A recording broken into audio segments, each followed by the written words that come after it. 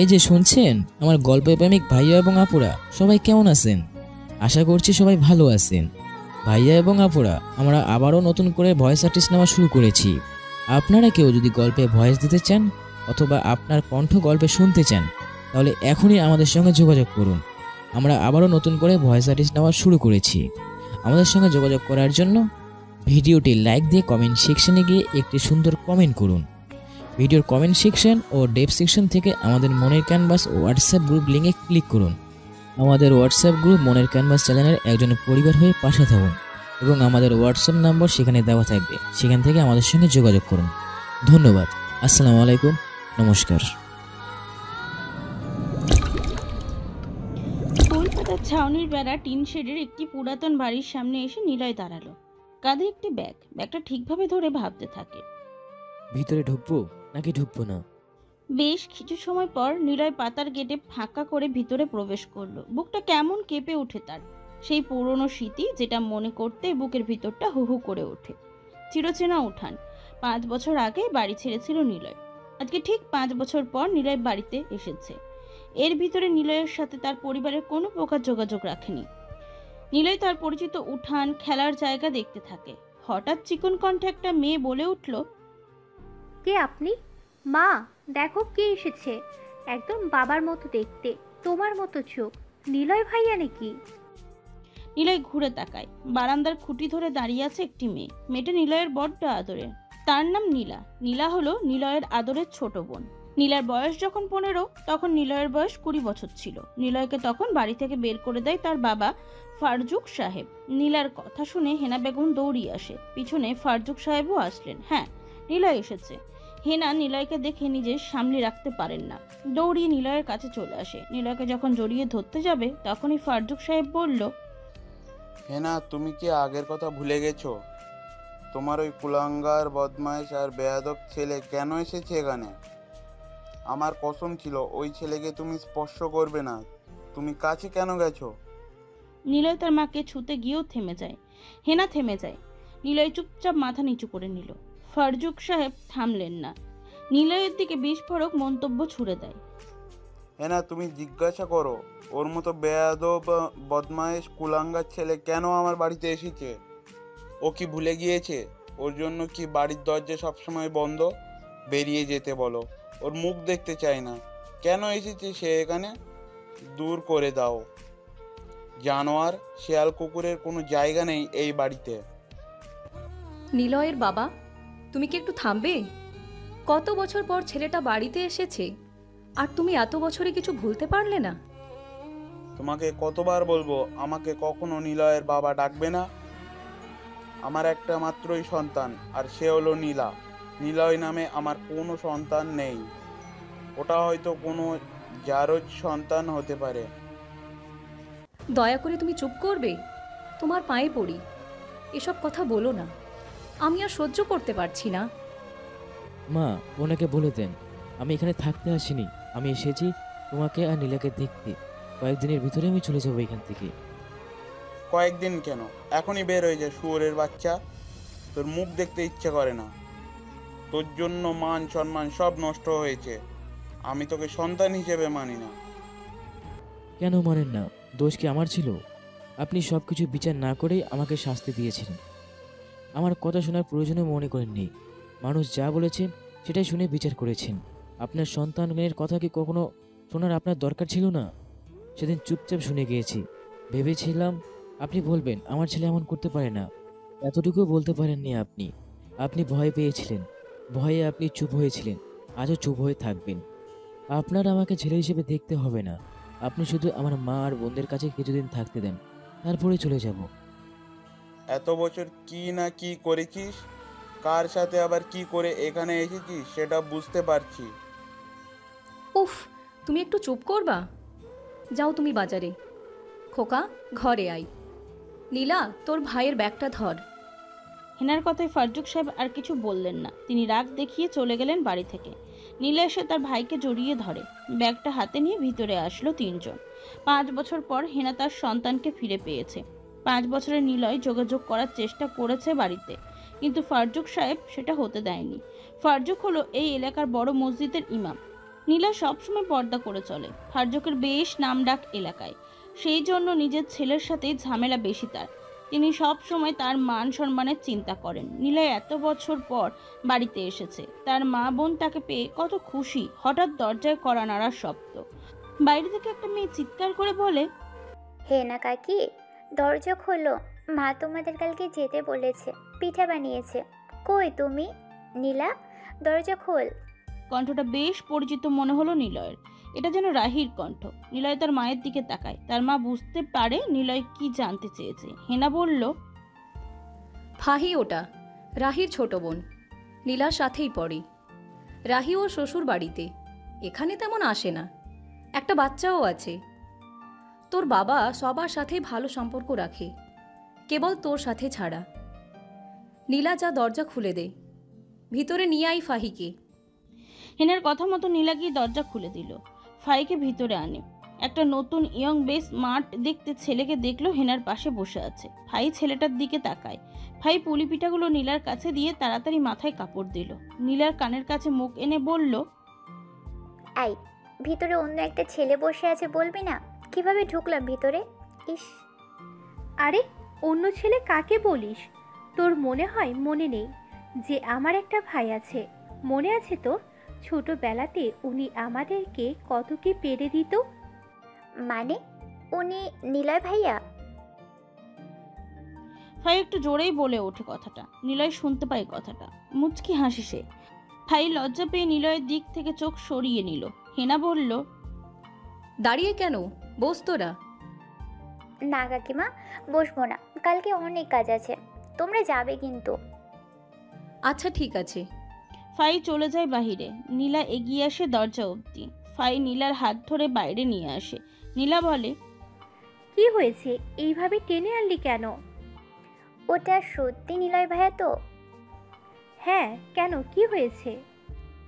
আমাকে ছোটবেলায় ফুল দিয়েছিল, ফুল দিয়ে বলেছিল চুমু দিতে গালে। ইস, কি লজ্জা! আমি লজ্জায় ওনার সামনেই আসিনি অনেকদিন। কি বলিস? তলে তলে তোমরা এইসব করে বেড়াচ্ছ? দাঁড়াও, তোমার হচ্ছে। এই, না না, কিন্তু তোর ভাইয়া এমন সুন্দর হয়ে গেছে কেন? মানে দেখতে একদম হট। বডি দেখেছিস? মাসেলগুলো কেমন ফোলা ফোলা। নাউজুবিল্লাহ, কি সব বলিস তুই? ওই, আমরা না মাদ্রাসাতে পড়ি? তুই এইসব কি বলা শিখেছিস? আর ছেলেদের কোন দিকে তোর নজর রে? আরে ছেলেদের দিকে তাকাই না তো, তোর ভাইয়াকে দেখেছি। যা, তুই বুঝবি না, কালকে আসবো আবার। তুই শেষ, তুই নষ্ট হয়ে গেছিস বোন। যা, ভাগ এখান থেকে। ফাইয়া আর নীলা হাসতে থাকে। আসলেই সত্য, নিলয়ের মাসেল বেশ ফোলা, চুলগুলো ছোট ছোট করে কাটা, দেখতে বেশ ইয়ংও লাগছে।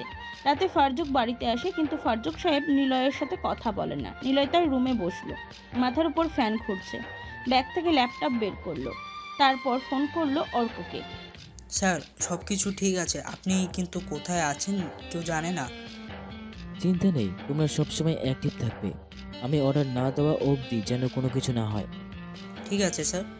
নিলয় ফোনটা কেটে দেয়। ঘুমিয়ে পড়ে সে। ফারজুক সাহেব বিছানায় আসলেন। হেনা চুপচাপ তার স্বামীর পাশে বসলো।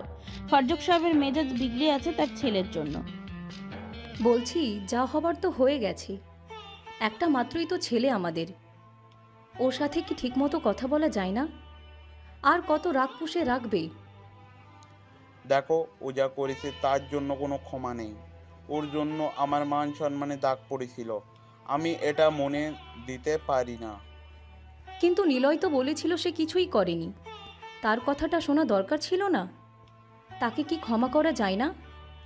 ওর বিরুদ্ধে সবাই যখন কথা বলছিল, তখন একটা কথা কানে আসছিল, সেটা হলো ওর বাবা এত ভালো আর তার ছেলে এমন একটা কাজ করবে। বলো কেমন লাগবে শুনতে? আমি পারছিলাম না এসব শুনতে। ওমর তার ছেলেকে ক্ষমা করেনি, আমিও অন্যায়ের কোনো ক্ষমা করব না। কি আর বলবো, থাকো তোমার রাগ জিদ নিয়ে। আমার ছেলে ফিরছে, তাতেই আমি খুশি। তাকে চলে যেতে বলো, না হলে আমি থাকবো না বলে দিলাম। ঘুমাও তো। হেনার কথা শুনে ফারজুক আর কিছুই বলল না, সে ঘুমিয়ে পড়ে। সকাল হয়, নিলয় বাড়ি থেকে বের হয়েছে। তার একটা কাছের বন্ধুর নাম শিহাব। নিলয় তাকে খুঁজে বের করে। শিহাব নিলয়কে দেখে অনেক খুশি হয়। দুজনে বাড়ির দিকে ফিরছিল, এমন সময় ফারজুক সামনে পড়ে। নিলয় তার বাবাকে দেখে পাত্তা না দিয়ে বাড়িতে ঢোকে। ফারজুকও কিছু বলে না। বাড়িতে ঢুকতেই দেখতে পাই ফাই আর নীলা বসে আছে। ফাই নিলয়ের দিকে তাকায়, নিলয়ও তাকালো। ফাই উঠে ভিতরে চলে যাবে এমন সময় নিলয় ডাক দেয় তাকে। এই তুমি ফাই না?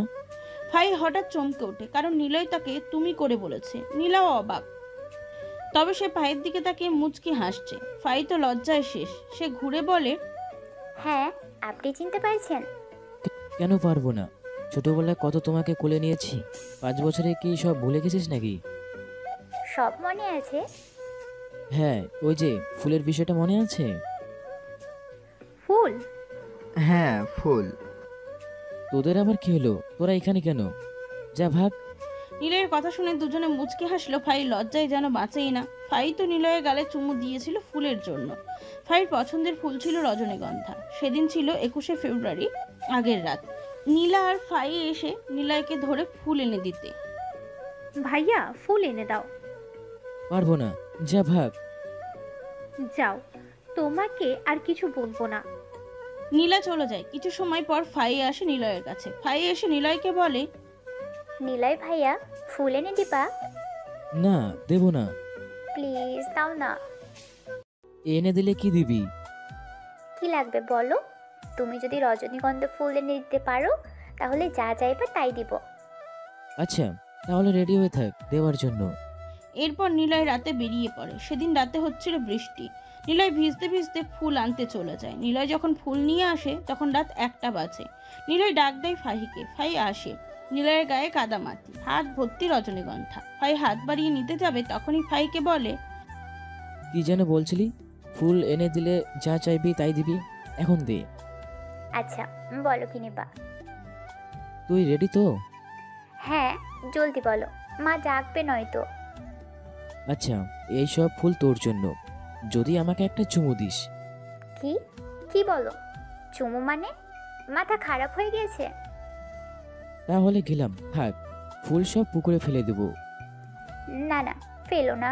আর কিছু চাওয়ার নেই? এটাই নিবা? দ্রুত বল। আচ্ছা, কোথায় নিবা? তুমি অনেক খারাপ নিলয় ভাইয়া। বেশি বকিস না। প্রথমে ভেবেছিলাম গালে নেব, কিন্তু এখন তোর কথায় সেটা এখন ছোটে নিতে হবে। কি?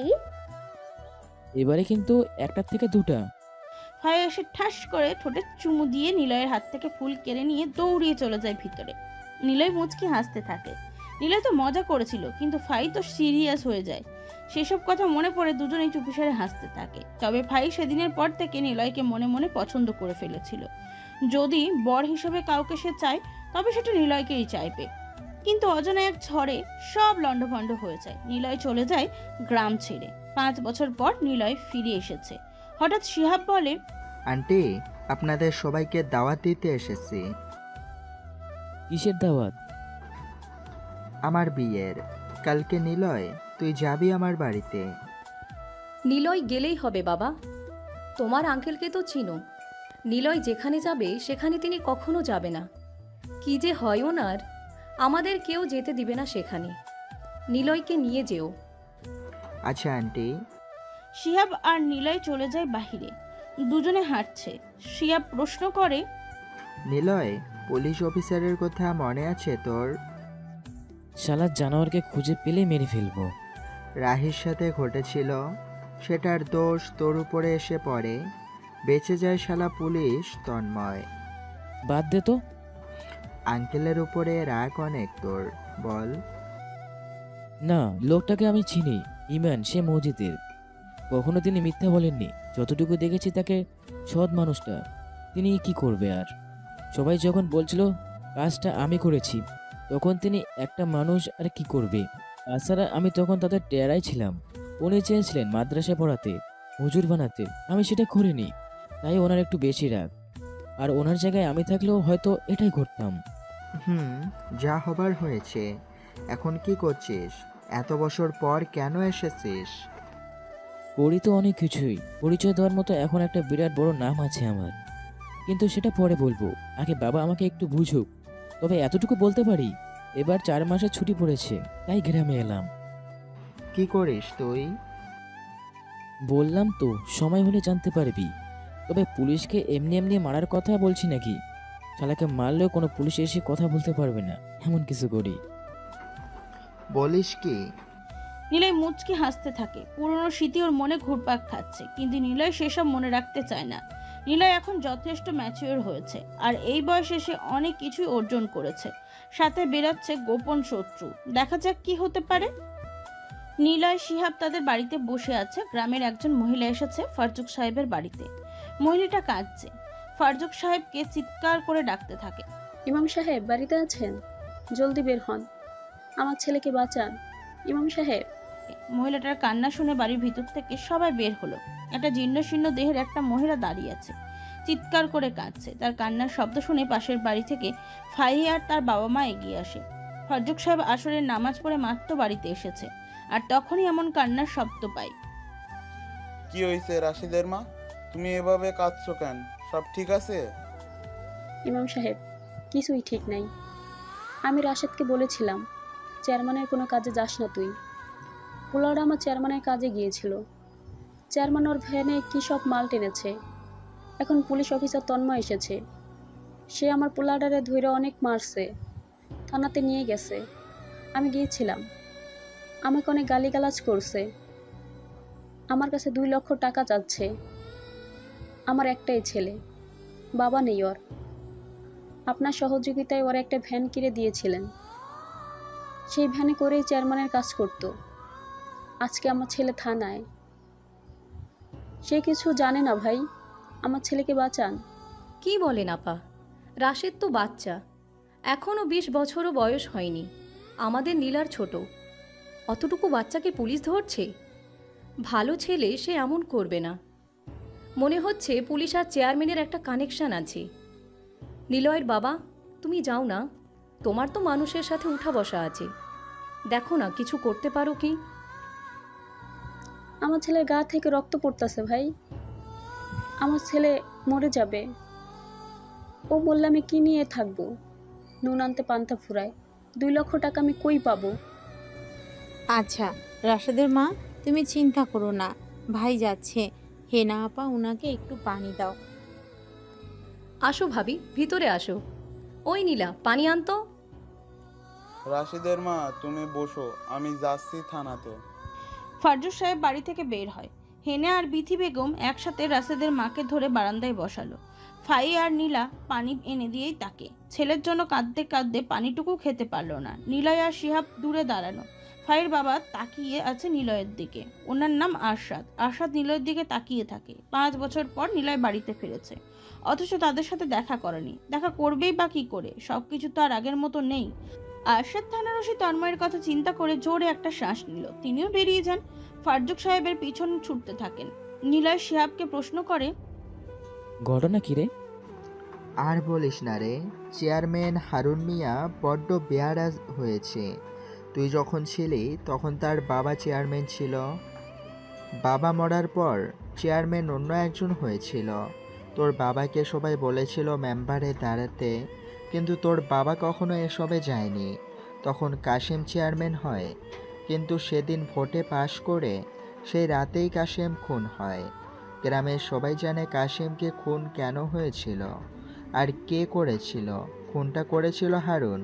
হারুনের থেকে 10,000 ভোট বেশি পেয়েছিল কাশেম। ভোটে হারার কষ্ট আর ক্ষমতার লোভে হারুন কাশেমকে মেরে পুকুরের পানিতে লাশ বস্তায় ভরে ফেলে দেয়। পুলিশ আসে, তন্ময় ছিল ওসি। সে হারুনের থেকে টাকা খেয়ে সব কিছু ধামাচাপা দেয়। কাশেমের ছোট ভাইকে ফাঁসিয়ে দেয়, মামলা দেয় জমির জন্য ভাই ভাইকে খুন করেছে। অথচ হারুন বেঁচে যায়। পরে সে ক্ষমতায় আসে, তারপর এলাকার সবাইকে জ্বালিয়ে মারছে। নেশা করার জন্য বিভিন্ন জিনিস কিনে আনে, যারে পায় তারে দিয়ে সেটা আনে। মনে হয় রাশেদকে দিয়ে ওর মাল আনিয়েছে, আর পুলিশ হাবিলদার তো রাশেদকে ধরছে। এতক্ষণে দেখবি মাল ঠিকই হারুনের কাছে পৌঁছে গেছে, কিন্তু মাল যে আনছে সে থানাতে মার খাচ্ছে। ফাঁসলে ফাঁসবে রাশেদ। রাশেদ কে?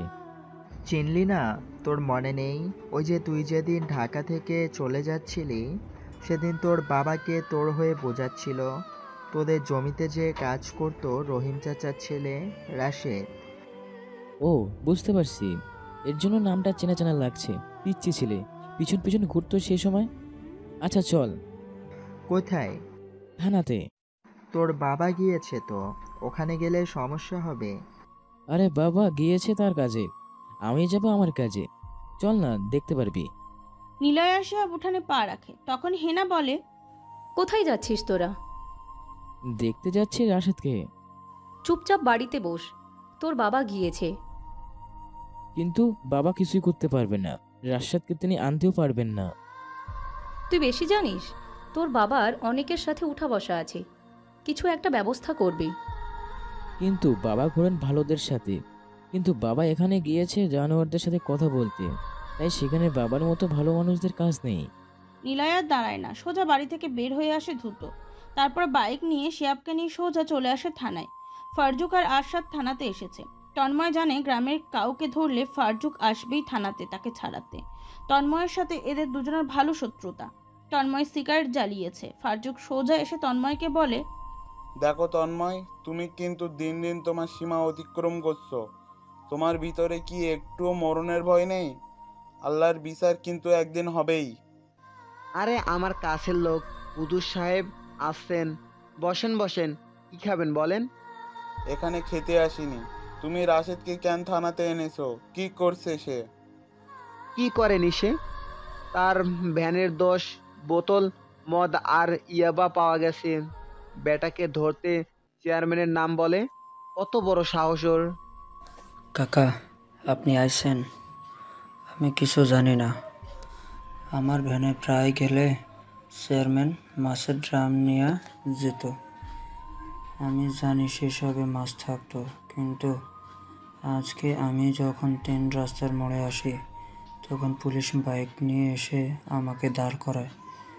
তারপর ভ্যানের চাবি কেড়ে নিয়ে আমাকে চড় দেয়। আমি চড় খেয়ে রাস্তায় পড়ি। তারপর আমার মাকে গালে। রাশেদ পুরো কথা শেষ করতে পারে না। তন্ময় রাশেদকে থামিয়ে বলে, খান, ওলা চুপ কর। শালা তুই এতুক বয়সে মালের ব্যবসা করিস? বল কার হয়ে কাজ করিস? অফিসার, দেখো তুমি কিন্তু অনেক বেয়াদবি করছো। এর জবাব তোমাকে দিতে হবে। জবাব? কিসের জবাব? হ্যাঁ, বেতন তুই দিস। বেশি বকলে মুরব্বি মানব না, সোজা তোদের দুজনকে চালান করে দেব। যা, বেরিয়ে যা থানা থেকে। থানা কি তোর বাপের? হ্যাঁ, যারে ধরবো তোর কথাতে ছাড়বো, মেরে তোকেও হাত পা ভেঙে দেব বেডা হুজুর। তন্ময়, তুমি কিন্তু অমানুষের মতো করছো। চুপ কর হারামিরা, বেরিয়ে যা থানা থেকে। এরপর কখনো যদি থানাতে আসিস তোদের কপালে দুঃখ আছে, বলে দিলাম। ও, তাহলে তুমি অন্যায় কাজ করবে আর সেটার ফল পাবে না? রাশেদকে ছাড়বে না? আরে শালা! তন্ময় কথাটা বলে ফারজুককে পাঞ্জাবির কলার টেনে ধরে। ফারজুকের মাথা থেকে টুপি পড়ে যায়। ফারজুক তন্ময়ের দিকে তাকিয়ে থাকে। তন্ময় কলার টেনে ধরে হ্যাঁচকা টান দিয়ে ফারজুকের গালে চড় দেয়। ফারজুক মাথা নিচু করে নিল। আরশাদ নিচ থেকে টুপি তুলতে যায়। তন্ময় আবার গালি দিয়ে বলে, টুপিও ওখানে থাকবে। রাশেদ আর টুপি নিয়ে 5 লাখ টাকা লাগবে। যা ভাগ এখান থেকে। তোকে আল্লাহ! ভাই চলেন, আগে বাইরে যাই। ফারজুককে টেনে নিয়ে আসে থানা থেকে আরশাদ। কি করবে বুঝতে পারছে না। কিছু মানুষদেরকে কল করছে, কিন্তু হারুনের কথা শুনে তার কিছু করতে পারবে না জানাই, কারণ সবাই হারুনের জন্য ঝামেলাতে জড়াতে চায় না। গ্রামের মেম্বারকে কল দিয়েছে ফারজুক, কিন্তু কিছুতেই কাজ হয় না। মাগরিবের সময় হয়ে এসেছে, উনি বাড়িতে চলে যায়। নিলয় আর শিহাব এতক্ষণে সব দেখছে বাইরে থেকে। শিহাব বলে, নিলয়, বাড়িতে চল। দেখলি না তন্ময় কেমন ব্যবহার করেছে তোর বাবার সাথে? ও অনেক খারাপ নিলয়। আমার কথা শোন, চল আমরা চলে যাই, নয়তো ভালোভাবে কথা বলে দেখি কি বলে। কথা বলবি? আচ্ছা চল দেখি কি কথা বলিস। নিলয়ের তাচ্ছিল্য কথা শুনে শিহাব ঘাবড়ে যায়। সে ভয় পেয়েছে। কি হতে যাচ্ছে শিহাব এখনো বুঝতে পারছে না। শিহাব বড় একটা ঢোক গিলল। শিহাব আগে ভিতরে প্রবেশ করে, পিছনে নিলয়। তন্ময় নিলয়কে দেখে অবাক হয়। নিলয়কে সে চেনে ভালো করেই। নিলয়ও তন্ময়কে ভালো করে জানে। নিলয়কে দেখেই তন্ময় বলে, আসেন আসেন, বসেন বস। হুজুরের ছেলে মিস্টার লম্পট, চরিত্রহীন, খারাপ ছেলে, আজ এত বছর পর এখানে? কি ব্যাপার? বাবার সম্মান ফেরত নিতে আসলি নাকি? তোর নিজেরই তো কোনো সম্মান নেই, তুই আবার কার সম্মানের জন্য আসলি? নিলয় কিছু না বলে মুচকি হেসে চেয়ারে বসলো। শিহাব কি বলবে ভেবে পাচ্ছে না, কারণ সেও এই বিষয়ের উপর বেশ ভালো করেই জানে। নিলয় চুপচাপ রাশেদের দিকে তাকিয়ে আছে। শিহাব বলে, তন্ময় ভাই, আমরা এসেছিলাম রাশেদকে ছাড়ানোর জন্য। বেচারার বাপ নেই, মায়ের সাথে থাকে, সে এই বয়সে সংসার চালায়। যদি ওকে ছেড়ে দিতে। কেন ছাড়বো? মদ আর ইয়াবা নিয়ে যাচ্ছিল, বেটাকে ধরেছি রাস্তাতেই। নীলে ভাই, তুমি বাড়িতে আসছো? ভাই, আমাকে নিয়ে চলো। আমি কিছু জানতাম না, আমাকে মেরে স্বীকার করিয়েছে। আমি যেন চেয়ারম্যানের নামে কিছু না বলি। শুয়োরের বাচ্চা, চুপ কর। বেশি কথা বললে এবার তোকে মেরে ফেলবো, বুঝেছিস তো? চুপচাপ বসে থাকবি। বল তোরা যেন কি বলছিস? তন্ময় ওদের দুজনের দিকে তাকালো। নিলয় চুপচাপ বসে আছে। শিহাবের তখন মনে পড়ে গত দিনের কথা। নিলয় বলেছিল তন্ময়কে মারলে তার কিছুই হবে না, যদি সেরকম কিছু হয়। শিহাব তন্ময়কে বলে, ভাই, ওই যে বলেছিলাম ওকে ছেড়ে দিতে, বেচারার মা অনেক কান্নাকাটি করছে। আচ্ছা বুঝলাম, ছাড়তে পারি যদি টাকা জমা দিস। দিতে পারবি 2 লাখ টাকা? ও আরেকটা কথা, হুজুরের টুপি পরে আছে, সেটা নিতে হলে আরো 3 লাখ, মোট 5 লাখ টাকা দিয়ে নিয়ে যা, না হলে ভাগ এখান থেকে। এত টাকা? রাশেদ তো চেয়ারম্যানের হয়ে কাজ করত, তাহলে এমন কেন করছো? ছেড়ে দাও, বেচারাকে ধরে কি লাভ হবে? বেশি বকিস না তো, এখান থেকে ভাগ, কাজ আছে আমার। টাকা দেবো। শিহাব চমকায়। ফারজুকের জমির পরিমাণ মাত্র 5 বিঘা, আর নিলয় টাকা দেবে। ফারজুকের কাছে তো টাকা নেই, তাহলে নিলয় টাকা কোথায় পাবে? শিহাব নিলয়ের হাত ধরে। নিলয় বলে, মানুষ জান্নাতে যাওয়ার জন্য ভালো কাজ করে, মানুষ বুঝতে পারার থেকে মানুষ লোভী হয়, ভালো কাজের ফলে জান্নাতের গিফট পায়। কিন্তু তোর জন্য আখিরাতে নয়, তোর জন্য এই দুনিয়াতে নরক হবে। নিলয় কথাগুলো বলে পকেট থেকে একটা চেক বই বের করে। তারপর চেকে টাকার অঙ্ক বসিয়ে সাইন করে দেয়। চেক পেপারস তন্ময়ের দিকে বাড়িয়ে দিয়ে বলে, নে, এখানে 5 কোটি টাকা আছে। গুড, যা রাশেদকে নিয়ে যা, আর সাথে টুপিটাও নিয়ে যা, তোর হুজুর বাবার মাথায় পরিয়ে দিস। তুই টাকা চেয়েছিস, পেয়ে গেছিস। হ্যাঁ, হিসাব ক্লিয়ার। ট্রেনটি, রাশেদকে ছেড়ে দাও। শিহাব, রাশেদকে গাড়িতে তুলে নিয়ে আয়। আর তন্ময় হিসাব তো ক্লিয়ার হয়নি। হয়নি মানে? যা চেয়েছি পেয়েছি, আর কি লাগবে? আমার বাবার পাঞ্জাবির কলার ধরেছিস, থানার পুলিশেরা দাঁড়িয়ে দেখছিল, তার গাড়ি চড়ও মেরেছিলিস, তার মাথা থেকে টুপি পড়ে গিয়েছিল, তুই সেটা পা দিয়ে সরিয়ে দিয়েছিস, কাউকে তুলতে দিসনি। আমার বাবাকে বল গোসল আর ঘুমানোর সময় টুপি খোলেন, আর তুই আজকে তাকে টুপি ছাড়াই বের করেছিস, তাকে অপমান করেছিস। সেই সব ফেরত দে, সেই সব হিসাব এখনো বাকি। তন্ময় টেবিলের উপর বসা ছিল। শিহাব এতক্ষণ রাশেদকে রেখে আবার চলে এসেছে ভিতরে। নিলয়ের কথা শুনে তন্ময় বসা থেকে উঠে দাঁড়ায়। রাগ জমা হয় তার। সে বলে, ভাই দেখ, অনেক বছর তোকে দেখিনি, ভালো লাগছিল। এখন তুই যা, বাচ্চাদের মতো জিদ ধরিস কেন? ওসব নিয়ে তোর ভাবতে হবে না। শোন, তোকে যেটা বলছি সেটাই করবি। একটা গাড়িতে পুলিশ সহ যাবি আমাদের বাড়িতে, তারপর আমার বাবাকে ভদ্রভাবে ডাকবি, তিনি সামনে আসবেন। টুপিটাতে তোর পুলিশের ইউনিফর্মের সাথে মুছে সেটাতে চুমু দিয়ে আমার বাবার মাথায় টুপিটা পরিয়ে দিবি। এরপর ওনার হাতে চুমু দিয়ে বলবি, আমার ভুল হয়েছে, আমাকে মাফ করে দিন, আপনি যা বলবেন তাই হবে। যা, আমি থানায় আছি।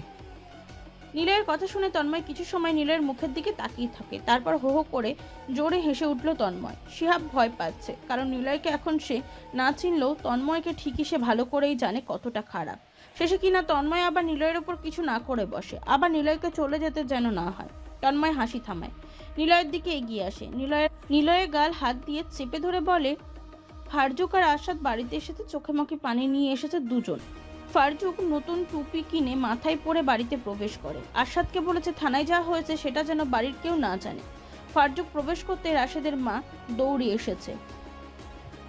ভাই ভাই আমার ছেলে কোথায়? রাশেদ, ও তো আসলে আরে চিন্তা নেই, রাশেদ ঠিকঠাক আছে। কিন্তু রাশেদ কোথায়? থানা থেকে ওকে ছাড়েনি? হ্যাঁ, রাশেদ চলে আসবে বলে। চিন্তা করো না তোমরা, এসব বাদ দাও। আচ্ছা ভিতরে আসো। হ্যাঁ। 1 মিনিট, তোমার মাথার টুপি নতুন লাগছে না? আমি তো কেচি দিই, একটা সুতাও বের হয়ে থাকে না।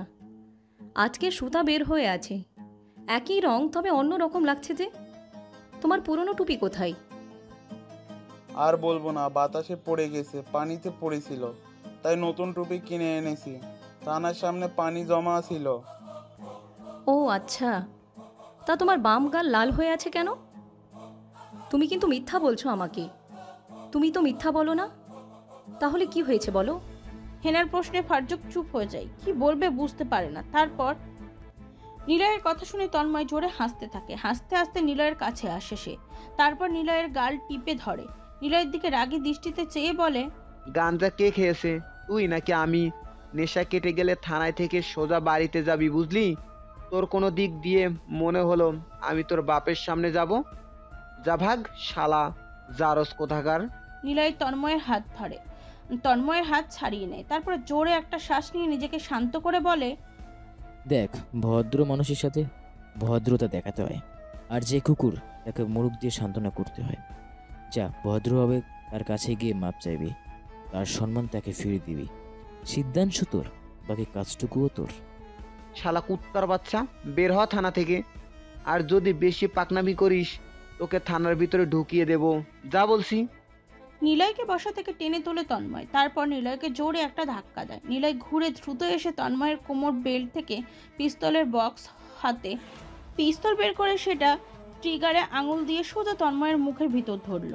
থানার পুলিশ দৌড়ি নিলয়ের পিছনে এসে দাঁড়ায়। শিয়া ভয়ে চোখ দুটো বড় বড় করে নিয়েছে। তন্ময়ের গা কাঁপছে। নিলয় গম্ভীর গলায় বলে, শুয়ারের বাচ্চা, তোর থানায় তোকে মেরে তোর টেবিলের উপরে ফেলে রাখবো। তোর পোষা যে পুলিশ নেমে কুত্তাগুলো আছে না, ওরা আমার কিচ্ছু শিখতে পারবে না।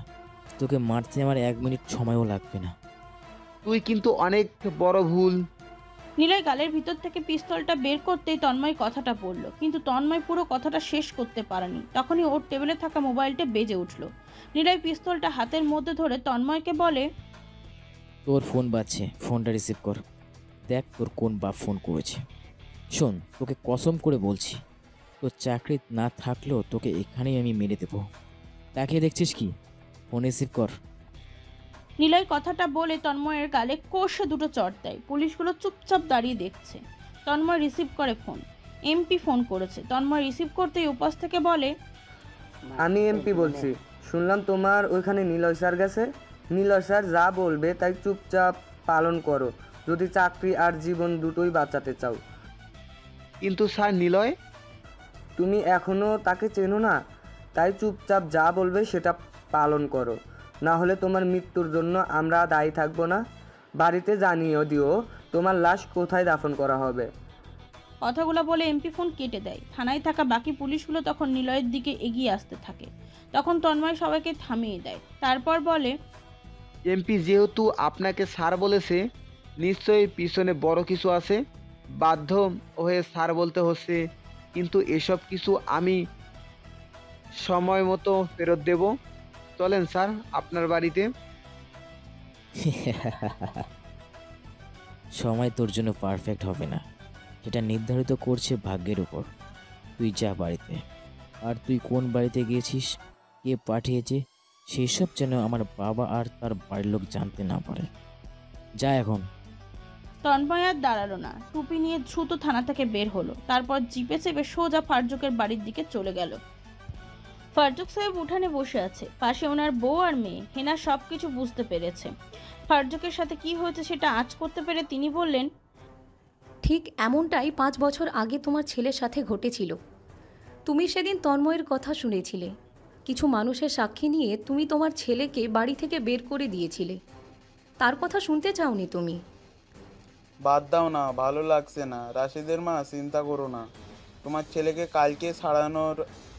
ফারজুকের কথা শেষ করতে পারে না, দরজা ঠেলে রাশেদ ভিতরে প্রবেশ করে। রাশেদ তার মাকে জোরে ডাক দেয়। রাশেদকে দেখতে পেয়ে রাশেদের মা দৌড়িয়ে আসে তার ছেলের কাছে। ছেলেকে পুলিশ মারছে অনেক। ক্ষততে হাত বুলিয়ে তিনি হাউমাউ করে কেঁদে ফেলে। রাশেদ বলে, চিন্তা করিস না মা, আমি ঠিক আছি। ফারজুল কাকা গেছিল, শালা পুলিশ হারামির বাচ্চা কাকাকে অপমান করে, টুপি কেড়ে নেয় মাথা থেকে, চড়ও দেয়। শালা একটা হারামি, টাকাও চেয়েছিল অনেক। চুপ কর বাবা, তোকে যে ছেড়েছে এটাই তো অনেক। আমাকে কারাগারে পাঠাতো যদি না নিলয় ভাই না যেত। নিলয় ভাইয়ের কথা মতো তন্ময় আমাকে ছেড়ে দেয়। আর ভয় নেই মা, আমি চেয়ারম্যানের কাজ করব না। চলো মা, বাড়িতে যাই। হ্যাঁ রাশেদ, যা, তোর মাকে নিয়ে বাড়ি যা। পুলিশ মেরেছে, টাকা নিয়ে যা, ডাক্তার দেখাস এখন। টাকা লাগবে না, নীলে ভাই সব ব্যবস্থা করে দিয়েছে। আমি মাকে নিয়ে বাড়িতে গেলাম। কাকা, আপনাকে ধন্যবাদ, আমার জন্য কত কী সহ্য করলেন। আচ্ছা যা, বাড়িতে যা। রাশেদ তার মাকে নিয়ে চলে যায় সেখান থেকে। শিহাব বলেছিল রাশেদের মা নিলয়দের বাড়িতে আছে, রাশেদ যেন সেখানে যায়। শিহাবের কথা মতন রাশেদ চলে আসে নিলয়দের বাড়িতে। এখন রাশেদ তার মাকে নিয়ে বাড়িতে চলে যায়, কিন্তু ফারজুক, আরশাদ, হেনা সবাই অবাক হয়েছে নিলয়ের কথা শুনে। নিলয় থানাতে কি করতে গেছে? ফারজুক রেগে হেনাকে বলে, তুমি জানতে না তন্ময়ের সাথে নিলয়ের ঝামেলা আছে? তারপরও তুমি কেন নিলয়কে থানার দিকে পাঠালে? আটকাওনি কেন? আমি জানতাম না সে ওখানে যাবে। আর সে চল আবার থানার দিকে যাব। ঝামেলা মনে হচ্ছে শেষ হয়নি, আবার নতুন কোনো ঝামেলাতে আমরা পড়তে চলেছি। ফারজুক আর আরশাদ দুজন যখনই বাড়ি থেকে বের হতে যাবে তখনই পুলিশের জিপ এসে থামলো বাড়ির সামনে। জিপ থেকে তন্ময় নেমে দ্রুত ফারজুকের বাড়ির ভিতরে আসে। তন্ময়কে দেখে সবাই উঠে দাঁড়িয়েছে। এই পুলিশ এখানে কেন? নিশ্চয়ই আবার অপমান করতে এসেছে। গ্রামে বাড়ি হওয়াতে পাড়ার অনেক লোকজন ফারজুকদের বাড়ির ভিতরে এসে জড়ো হয়ে গেছে। আবার পুলিশও এসেছে এখানটায়। সব মিলিয়ে ঘটনা বেশ মনোমুগ্ধকর। তন্ময়কে দেখে ফারজুক বলে, কি ব্যাপার, তুমি এখানে কেন? যাও, আর সেটা তো থানায় হয়েছে, আবার এখানে কি চাও? ইমাম সাহেব, আমার ভুল হয়েছে, আমাকে দয়া করে মাফ করুন। আর কখনো আমি আপনার সাথে বেয়াদবি করব না। আপনি আমার গুরুজন, আপনি আমাকে চর মারবেন আর যা ইচ্ছে করেন, তবুও আমাকে মাফ করে দেন। আমি বুঝতে পেরেছি আপনার সাথে আমার বেয়াদবি করা ঠিক হয়নি। আপনি মাফ না করলে আমি ভালো থাকতে পারবো না, মানে আমার বিবেকে খারাপ লাগবে। দয়া করে আমাকে মাফ করে দিন।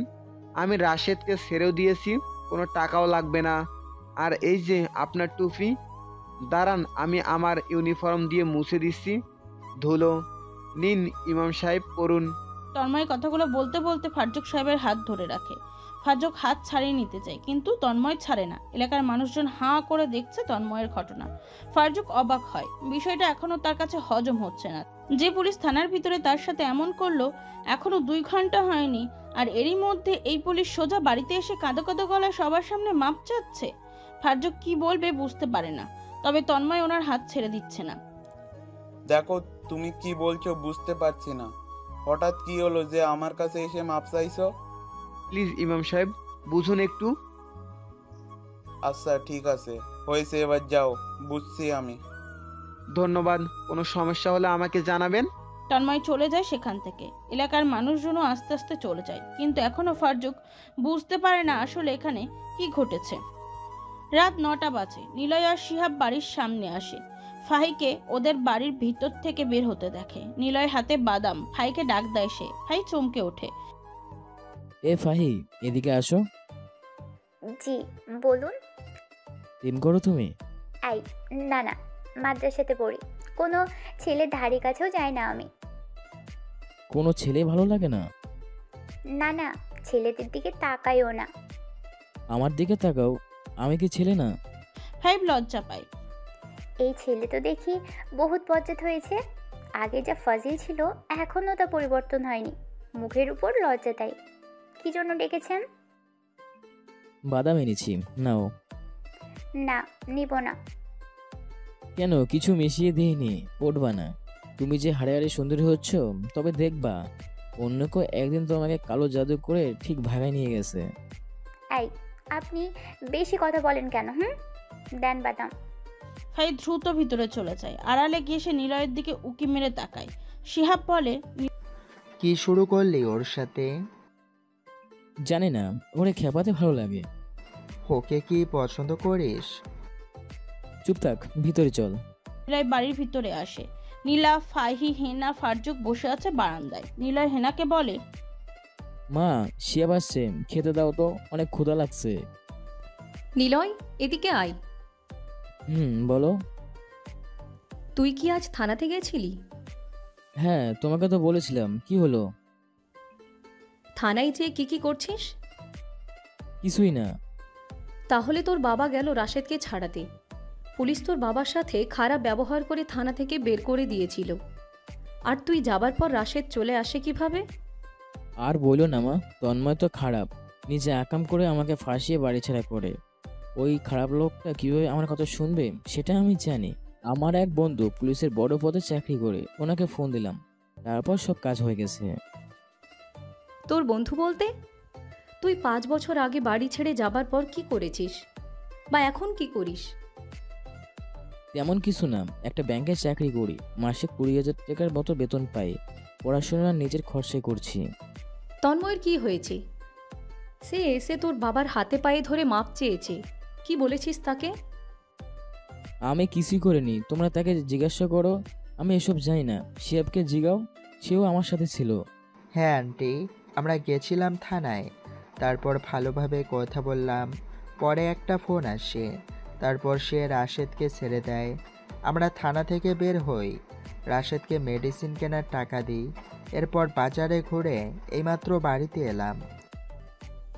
আচ্ছা, ফ্রেশ হয়ে আয়, খাবার দিচ্ছি। হেনা কথা বলে সেখান থেকে চলে যায়। নিলয় আর শিহাব চলে আসে নিজেদের রুমে। নিলয় জোরে একটা শ্বাস নেয়। নিলয়কে শিহাব বলে, তুই যা বলতে বললি সবটাই বললাম, এবার বল তুই কি করিস? আরে বাবা, বললাম তো, সময় হলে জানতে পারবি। তবে এতটুকু জেনে রাখ, কারো ক্ষমতা নেই আমার পরিবারকে আমার সামনে ছোট করবে। দেখ নিলয়, তুই যখন পিস্তল নিয়ে তন্ময়কে হুমকি দিচ্ছিলি, তোকে দেখে আমার স্বাভাবিক মনে হয়নি, আমি ভয় পেয়েছিলাম। বাদ দে, চল খাবার খাই। নিলয় ঘুম থেকে উঠেছে। শিহাবের বিয়েটা পিছিয়েছে আরো একদিন, এই জন্য আপাতত কাজ নেই। ঘুম থেকে উঠেই সে রান্নাঘরের দিকে যাওয়ার জন্য পা বাড়ায়। এমন সময় নীলা আর ফাইয়ের কথা শুনতে পায়। ওরা দুজনা হেনার সাথে কথা বলছে। মা, আমি কি আর মাদ্রাসাতে যাব না? কতদিন হলো আমি ক্লাসে যাই না। হ্যাঁ কাকিমা, তুমি একটু আমার মা বাবাকে বললো না, আমাদের তো কোনো দোষ নেই, আমরা তো কিছু করিনি, তাহলে কেন আমাদেরকে এভাবে ক্লাবে যেতে বারণ করো? একটু বুঝো না কেন তোমরা? দেখ, এসব নিয়ে আমি কি বলবো জানি না। ছেলেগুলো খারাপ, রোজ বিরক্ত করতো। এখন তোরা যদি রোজ যাস তাহলে রোজই সমস্যা হবে। এর থেকে বাড়িতে থাক, ছেলে দেখতে আসলে বিয়ে শাদী দিয়ে দেব।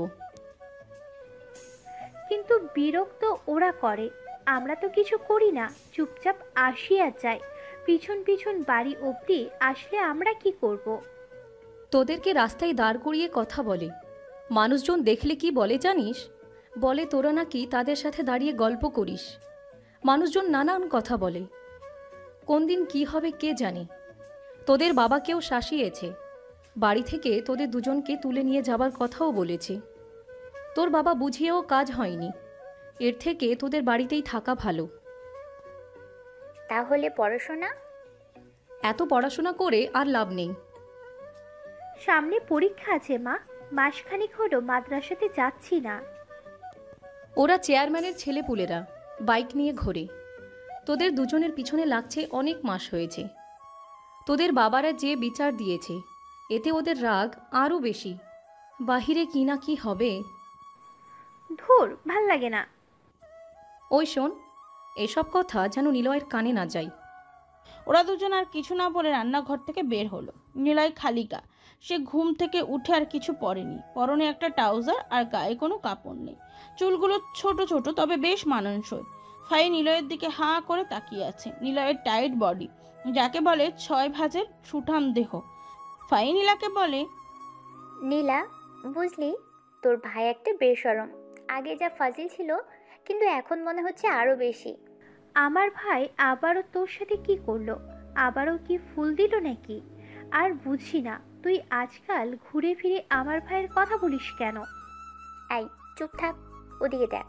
তোর ভাইয়ার লজ্জা শরম হারিয়ে গেছে। খালি গায়ে কেমনে দাঁড়িয়ে ব্রাশ করছে, লজ্জাও করে না। তোর তো নজর খারাপ। আর ভাইয়া কি জানে তুই আসছিস? আর তোর লজ্জা হলো হঠাৎ এত কেন? আগে তো তোর এমন হতো না। সারাদিন ভাইয়ার সাথে টম অ্যান্ড জেরির মতো লেগে থাকতি, আরও কত কি করতি। থাক সেসব না বলি, দাঁড়া ভাইয়াকে ডাকি, বলবো তুই ডাকছিস। কাছ থেকে দেখবি।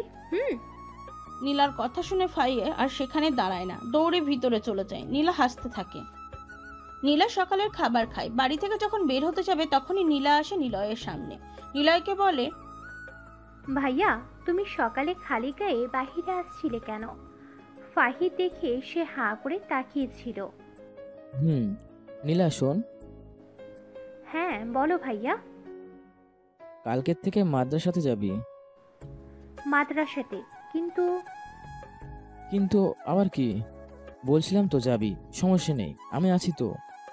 নিলয় মাথা নাড়ায়, তবে মুখে কিছু বলে না। সে কি বলবে বুঝতে পারে না, তবে ভয় পাচ্ছে সেটা নিলয়ের চেহারাতে স্পষ্ট দেখা যাচ্ছে। নীলা বাড়ির ভিতরে আসলো। নিলয় বাইক নিয়ে বাইরে আসে। শিহাবকে কল দেয়। শিহাব বাড়ির ভিতর থেকে বেরিয়ে দেখে নিলয় দাঁড়িয়ে আছে। নিলয়ের বাইকের পিছনে ওঠে সে। শিহাব বলে, এত সকাল সকাল কোথায় যাবি রে? চেয়ারম্যানের ছেলেকে চিনিস? হ্যাঁ চিনি, দুর্জয় নাম ওর। কেন, কি হয়েছে? হঠাৎ চেয়ারম্যানের ছেলেকে খুঁজছিস? তাকে কোথায় পাওয়া যেতে পারে? কয়টা বাজে? 9টা। তাহলে মনে হয় 3 রাস্তার মোড়ের দিকে পাওয়া যাবে। ওর বাবার পার্টি অফিসের সামনে থাকে। ওখানে তো স্কুল কলেজ মাদ্রাসা আসে। সে ওখানেই থাকে বন্ধুদের নিয়ে সব সময়। কিন্তু কি হয়েছে? তোর কাহিনী আমার ভয় লাগে ভাই। আগেই ভালো ছিলি, যা করতাম সেটা বাড়িতেই সীমাবদ্ধ থাকতো, কিন্তু এখন তুই যেন রীতিমতো একটা অ্যাটেম বম। চুপ থাক, চল ওইদিকে। নিলয় আর শিহাব চেয়ারম্যানের ছেলেকে খুঁজতে বেরিয়ে পড়ে। ওপর দিকে, কি ব্যাপার অফিসার, তোমাকে তো দেখি দিন দিন খুঁজে পাওয়া যাচ্ছে না, তোমার হলোটা কি? চেয়ারম্যান হারুন তন্ময়কে প্রশ্নটি করলো। তন্ময় চুপচাপ বসে থাকে। চায়ে চুমুক দিয়ে হারুনের দিকে তাকায় সে। হারুন দেখছে তন্ময়ের চেহারাতে মার খাওয়ার ছাপ স্পষ্ট। তন্ময় কিছু বলছে না। হারুন আবার বলে, 2 দিন আগে সব ঠিক ছিল, হঠাৎ তোমার চেহারা পরিবর্তন হলো কেন? আর রাশেদ কই, তার কি খবর বললে না তো? চেয়ারম্যান সাহেব, রাশেদ আপনার মাল টানতে গিয়ে আমাদের অফিসারের হাতে ধরা পড়ে। তাকে থানায় ধরে আনে পুলিশ। আমি থাকলে তো তাকে ধরতাম না, কিন্তু সমস্যা হলো রাশেদ আপনার নাম বলে অফিসারদের কাছে। যদিও বিষয়টা আমি সামলে নিয়েছিলাম, কিন্তু সমস্যা হলো রাশেদ, তাকে চালান করতে পারিনি, সে বের হয়ে এসেছে। কি বলছো? সে কিভাবে বের হলো? মানে তোমার মতো অফিসার থাকতে সে থানা থেকে চলে গেল কিভাবে? আসলে প্ল্যান ছিল অন্যটা। তাকে চালানের নামে ওর বাড়ি থেকে টাকা পয়সা হাতাবো। চেয়েছিলাম 2,50,000 দিলে ছেড়ে দিতাম একটা কেস দিয়ে। কিন্তু আবার কি? সব তো ঠিক ছিল। এর আগেও তো এমনটা করেছো, যার ভাগে আমিও পাইছি। হ্যাঁ পেয়েছেন, কিন্তু এবার তা হয়নি। ফারজুককে তো চেনেন, ওর ছেলে আছে একটা। 5 বছর আগে আমি ওকে ফাঁসিয়েছিলাম ওর পাড়াতো মানে চাচাতো বোনের মাধ্যমে। সে ছিল না এত বছর, হঠাৎ করে গ্রামে আসছে। সে থানায় এসে 5 লাখ টাকার চেক দেয়। বাহ, ভালোই তো। তাহলে ওকে আবার ধরো, আরও টাকা পাবে। কিন্তু এটা সম্ভব নয়, আমি 5 লাখ টাকা রাখতে পারিনি। ওর সাথে এমপি সাহেবের অনেক খাতির। এমপি তাকে স্যার বলে ডাকে। আমার চাকরি আর নিজের প্রাণ বাঁচানোর বিনিময়ে আমি যেন ওর বাবাকে গিয়ে সরি বলি, সেটার জন্য এমপি আমাকে কল দিয়েছিল। নিলয়ের কথা শোনার জন্য এমপি কল করে, আর আমি এমপির কণ্ঠে ভয়ের তীব্রতা বুঝতে পেরেছি।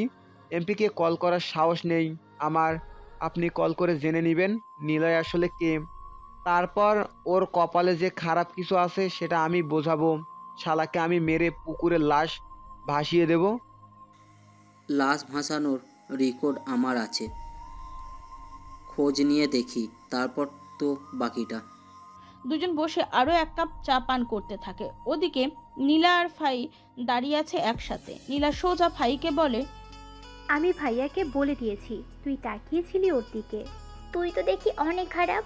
এমনিতে তোর ভাইয়া আমাকে দেখলে লজ্জা দেয়, আবার তুইও এমন করলি। তোরা দুটোই ভালো না। তুমি যে ভাইয়াকে লুকিয়ে দেখো ওটা আমি জানি না। এখন সব সত্যি বল, ভাইয়াকে লাইন মারিস তুই? চুপ চুপ, তোর কথা আমার সহ্য হচ্ছে না। তুই এত খারাপ কবে থেকে হয়েছিস? বুঝে গেছি, আগে তো ডাকলে তোকে এই বাড়িতে পেতামও না। আজকাল ঘন ঘন আমাদের বাড়িতে আসো, ভাইয়াকে দেখো, ঘুরে ফিরে আমার কাছে ভাইয়ার কথা জানতে চাও। আমি কি পাগল? হইছে, থাম। কই তোর ভাই? এই তো লাইনে আসছো বাবু। ও হ্যাঁ, মনে পড়েছে, ভাইয়া বলে গেছে আমরা যেন কালকে থেকে মাদ্রাসাতে যাই, কোনো সমস্যা হবে না, উনি নাকি থাকবে। থাকবে? কিন্তু আগে তো আমাদের বাড়িতে জানানো লাগবে। ওনারা যেতে না দিলে কি করব? চল বাড়িতে বলে দেখি কি হয়। তবে বাবার সামনে বলা যাবে না, মাকে বলতে হবে। ওরা দুজন দুজনের মায়ের কাছে চলে যায়। দেখা যাক ওদের থেকে অনুমতি পায় কিনা তারা। নিলয় আর শিহাব চলে এসেছে 3 রাস্তার মোড়ে বাজারে, কোতোয়ালি বাজার। বাজারটা মাঝারি বড়, মানে খুব বেশি ছোট না, আবার খুব বেশি বড় না। এখানে 3 দিকে 3টে শিক্ষা প্রতিষ্ঠান, মাঝখানে হাসপাতাল, ব্যাংক। এমন হওয়াতে লোকজনের আনাগোনা বেশ। বাজারের ভিতরে এমপির কার্যালয়কে নিজের অফিস বানিয়ে ফেলেছে চেয়ারম্যান হারুন। বর্তমানে এটা সামলায় তার ছেলে তুর্জয়। মাদ্রাসা থেকে কিছুটা দূরে একটি চায়ের দোকান, সেখানে অনেকগুলো ছেলেপুলে বসা। হাই স্কুলের সামনে কি অবস্থা, কলেজের সামনে চিত্র যেন একই রকম। নিলয় বেশ কিছু সময় দাঁড়িয়ে থেকে লক্ষ্য করে সব ছেলেগুলো তুর্জয়ের সাথে কানেক্টেড। নিলয়, বাজারে আসলে যে? দরকার। তুই যেন কাকে খুঁজছিলি? ও, চেয়ারম্যানের ছেলে তুর্জয়কে না? ওই যে দেখ, মাদ্রাসার সামনে যে দোকানটা দেখছিস, চা আর সিগারেট হাতে মাথায় ক্যাপ পরা একটা ছেলে বসা, ওটাই হারুনের ছেলে তুর্জয়। সামনে দেখ, ওর 6 লাখ টাকার বাইক রাখা। বেটা ওই বাইকে করে মেয়েদের পিছু নেয়। আমিও দেখছি নীলা আর ফাহির পিছনে সবচাইতে বেশি ঘুরেছে। কতবার যে তোদের বাড়িতে গিয়ে হুমকি দিয়ে আসছে। ওর পাশে যে ছেলেটা আছে ওর নাম শাকিল। শাকিল পছন্দ করে ফাহিকে, আর তুর্জয় পছন্দ করে তোর বোনকে। মানে এটা মোটামুটি ছেলেপুলেরা সবাই জানে। এবার চল বাড়ির দিকে ফিরে, বিয়ের বিষয় নিয়ে আলোচনা আছে। বাড়িতে যখন যাব তখন যাবি, চুপচাপ বসে থাক, এত বেশি কথা বলিস কেন? তুই না তুর্জয়কে দেখতে চেয়েছিলি, দেখালাম, চল এবার। বাইকটা লক করে আয় আমার সাথে। নিলয় কথাটা বলে চলে যায় বাজারের ভিতরে। সে এসে সোজা তুর্জয়ের সামনে আসলো। ওরা সবাই বসে আছে সেখানে। নতুন একটা ছেলেকে দেখতে পায় তারা। মুখে কোনো দাড়ি নেই, চুলগুলো ছোট ছোট করে সাইজ ভাবে কাটা। টি শার্টের হাত থেকে বাহু বেশ ভালোভাবেই বোঝা যাচ্ছে। বেশ সুঠাম দেহ নিলয়ের। তুর্জয়দের বয়স অল্প, নীলাদের থেকে 1-1.5 বছরের বড় হবে। নিলয় গিয়ে প্রথমে সালাম দেয়। ওরা কিছু সময় অবাক হয়ে পরক্ষণে ওরাও সালামের উত্তর দিল। তুর্জয় ভাই আপনি? হ্যাঁ, কিন্তু তোমাদের তো ঠিক চিনলাম না। আমাকে চিনবেন না, আমি বাড়িতে থাকি না। আসলে এখানে এসেছি আপনার সাথে কথা বলার জন্য। হ্যাঁ, আমি হলাম নীলার আপন বড় ভাই, ফাহির চাচাতো ভাই। নিশ্চয়ই আপনারা চেনেন। আরে বড় ভাই আপনি? আপনার কথা কখনো শুনিনি। আগে বলবেন তো আপনি নিলয় ভাই। কি হয়েছে নীলার? তাকে তো দেখছি না আজকাল মাদ্রাসাতে আসতে। ওর বোরকা দেখলে বুঝতে পারি, হাঁটা দেখলে বুঝতে পারি সে এসেছে। কত মেয়ে দেখি অথচ নীলাকে দেখি না। বাড়ি থেকে কি বের হতে দেয় না নীলাকে? ভাই আমার মালের কথাটাও বল, দুটো পরি মিসিং। আমার তো ঘুম আসে না। ভাইকে কবে দেখবো ভাই, একটু বলো না। আরে আর সমস্যা কি, তাদের বড় ভাইরা আসছে কথা বলতে, এখন থেকে পাবি। ওই গিট্টু ভাইদের জন্য সুন্দর করে চা সিগারেট দে। আমরা খাই না, এখানে এসেছি একটা কথা বলতে। হ্যাঁ বলুন ভাই। শুনেছি আমার বোনদের নাকি আপনারা বিরক্ত করেন। এটা ঠিক না। বিরক্ত করা কি ঠিক বলেন? সে তো ভয় পায়। এইসব করা বাদ দিয়ে তোমরা কি পড়াশোনা করো না? নিলয়ের কথা শোনারা কিছু সময় চুপচাপ বসে থাকে, তারপর একসাথে জোরে হেসে ওঠে। নিলয় জানে এরা প্রথমে শুনবে না। নিলয়ের কথা শুনে হাসতে হাসতে তুর্জয় বলে, ওই শাকিল বড় ভাই আসছে আমাদের বোঝাতে, শুনছিস তো? ওর বাপও ভদ্রভাবে বুঝিয়ে যায়, আমরা শুনিনি। এখন আর বড় ভাই এসেছে বোঝাতে। ভয় পাচ্ছিস তোরা? আমি কিন্তু অনেক ভয় পাইছি রে।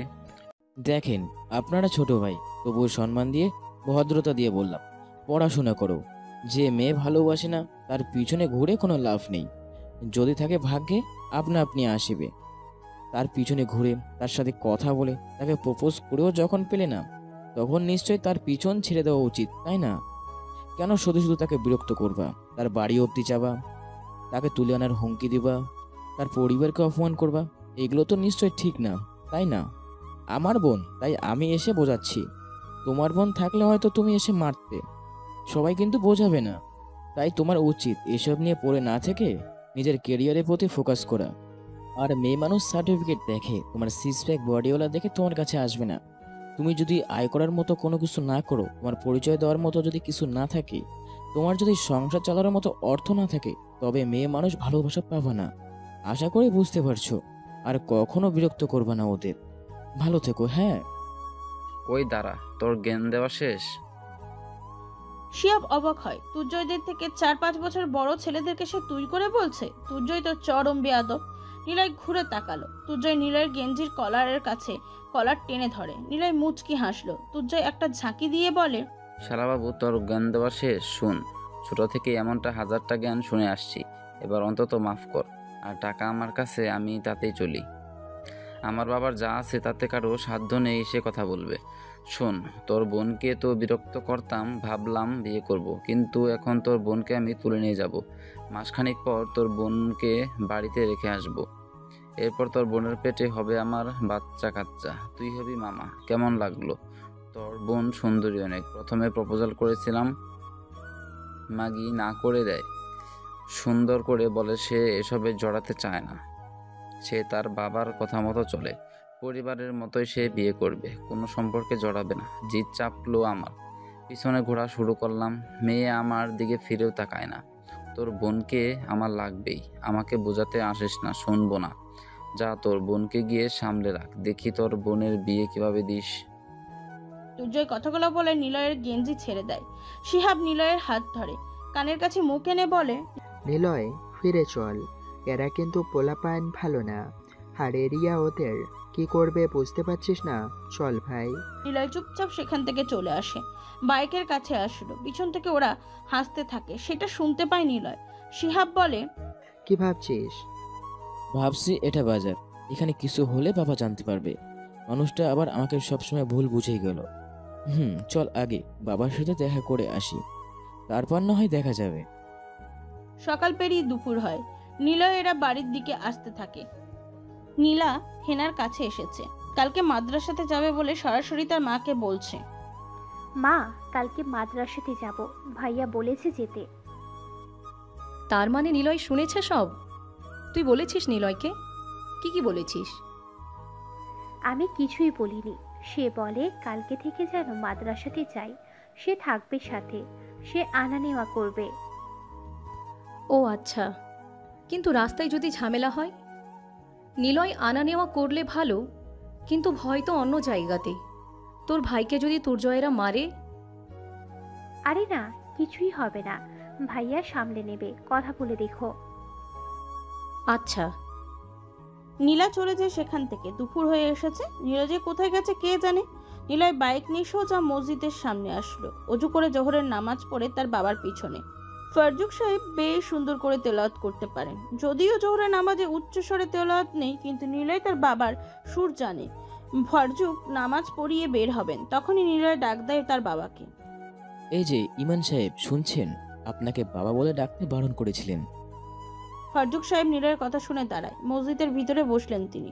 নিলয় এসে বসলো। মসজিদে দুজন মানুষ। নিলয় তার বাবার সামনে বসে বলে, দেখুন, মসজিদে বসে বলছি, 5 বছর আগে আপনি যে বিষয়ের উপর ভুল বুঝেছিলেন সেটা সত্যি নয়। আপনি আপনার মতো বুঝেছিলেন, কিন্তু সেদিন যা ঘটেছিল সেটা কেবল আমি, রহিম, তন্ময় আর শিহাব জানি। আপনারা কিচ্ছু জানেন না, আর আমি সেসব নিয়ে কথা বলতে চাচ্ছি না। আমি খোঁজ পেয়েছি চেয়ারম্যানের ছেলে সূর্য নীলাকে বিরক্ত করে। আপনি মুখে মানুন আর না মানুন, আপনি সৎ হলে নিশ্চয়ই মেনে নেবেন। নীলা আমার বোন, আর আমার বোনকে কেউ যদি বাজে কথা বলে আমার কি হবে মনের ভিতর ভাবেন। ওহ, তাহলে সব কিছু তুমি জানো দেখছি। যাক, রেগে কথা বলছেন না, এটা শুনে ভালো লাগলো। মসজিদের ভিতর বলে কি রাগ নেই? কি বলতে এসেছো বলো। বলছি, সূর্যকে নিয়ে আপনার কানে যাই আসুক সেটা আপনি চুপচাপ শুনবেন, বাকিটা আমি দেখে নেব। ও হ্যাঁ, নীলা আর ফাহিয়াকে আমি মাদ্রাসা থেকে নিয়ে আসব আর নিয়ে যাব। নিলয়ের কথাগুলো বলে বাইরে চলে আসে। ফরজুক নিলয়ের দিকে তাকিয়ে থাকে এক দৃষ্টিতে। 5 বছর পর কথা হচ্ছে বাপ বেটার ভিতরে। তারপর ফরজুক সাহেব নিলয়কে ডাক দেয়। নিলয় থামে। তিনি মসজিদ থেকে বেরিয়ে আসলেন। নিলয়ের সামনে এসে ফরজুক বলে, সূর্যয় অনেক বেয়াদব, ওর বাবার পাওয়ার আছে, সেই সব নিয়ে বাড়াবাড়ি করে। আমি অনেকবার বুঝিয়েছি, মেম্বার দিয়ে বলিয়েছি, কোনো কাজ হয়নি। সে চরম বেয়াদব একটা ছেলে। তুমি ইয়ং, তোমার সাথে আরো বেশি বেয়াদবি করবে, ঝামেলা হবে অনেক, তোমাকে ওরা মারবে। সেটা সময়ে দেখা যাবে। আপনি শুধু নিজের জায়গাটা দেখুন, আর যা কিছু হয়ে যাক না কেন আগে আমার থেকে শুনবেন। নিলয় কথাগুলো বলে আর দাঁড়ায় না। মসজিদ থেকে সোজা বাড়িতে চলে আসে। হেনার সাথে কথা বলে। হেনা জানায় যেন সাবধানে চলাফেরা করে। নিলয় ওদের কথা শুনে কেবল হাসে। ফারজুকের কথা আর হেনার কথা একই রকম, কিন্তু ওরা জানে না আসলে মারটা কে খেতে পারে। পরের দিন ফাহি নিলয়দের বাড়িতে আসলো। নীলা রেডি হচ্ছে। ফাই রেডি হয়ে বারান্দায় বসে আছে। হেনা এসে অনেক কিছু জ্ঞান দান করে গিয়েছে। ফাই বসে আছে। হঠাৎ নিলয় আসে সেখানে। নিলয় এসে ফাইকে বলল, কি ব্যাপার, আজকে তো বেশ সেজেছ। সাজছি নাকি? মুখ ঢাকিনি এখনো। বুঝি। কি বুঝেন? ওই যে শাকিল ছেলেটা আছে তোমার, তাই না?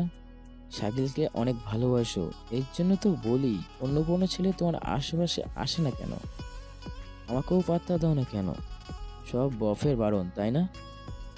এই থামেন আপনি। কি বলেন? হ্যাঁ, শাকিল একটা বেয়াদব ছেলে।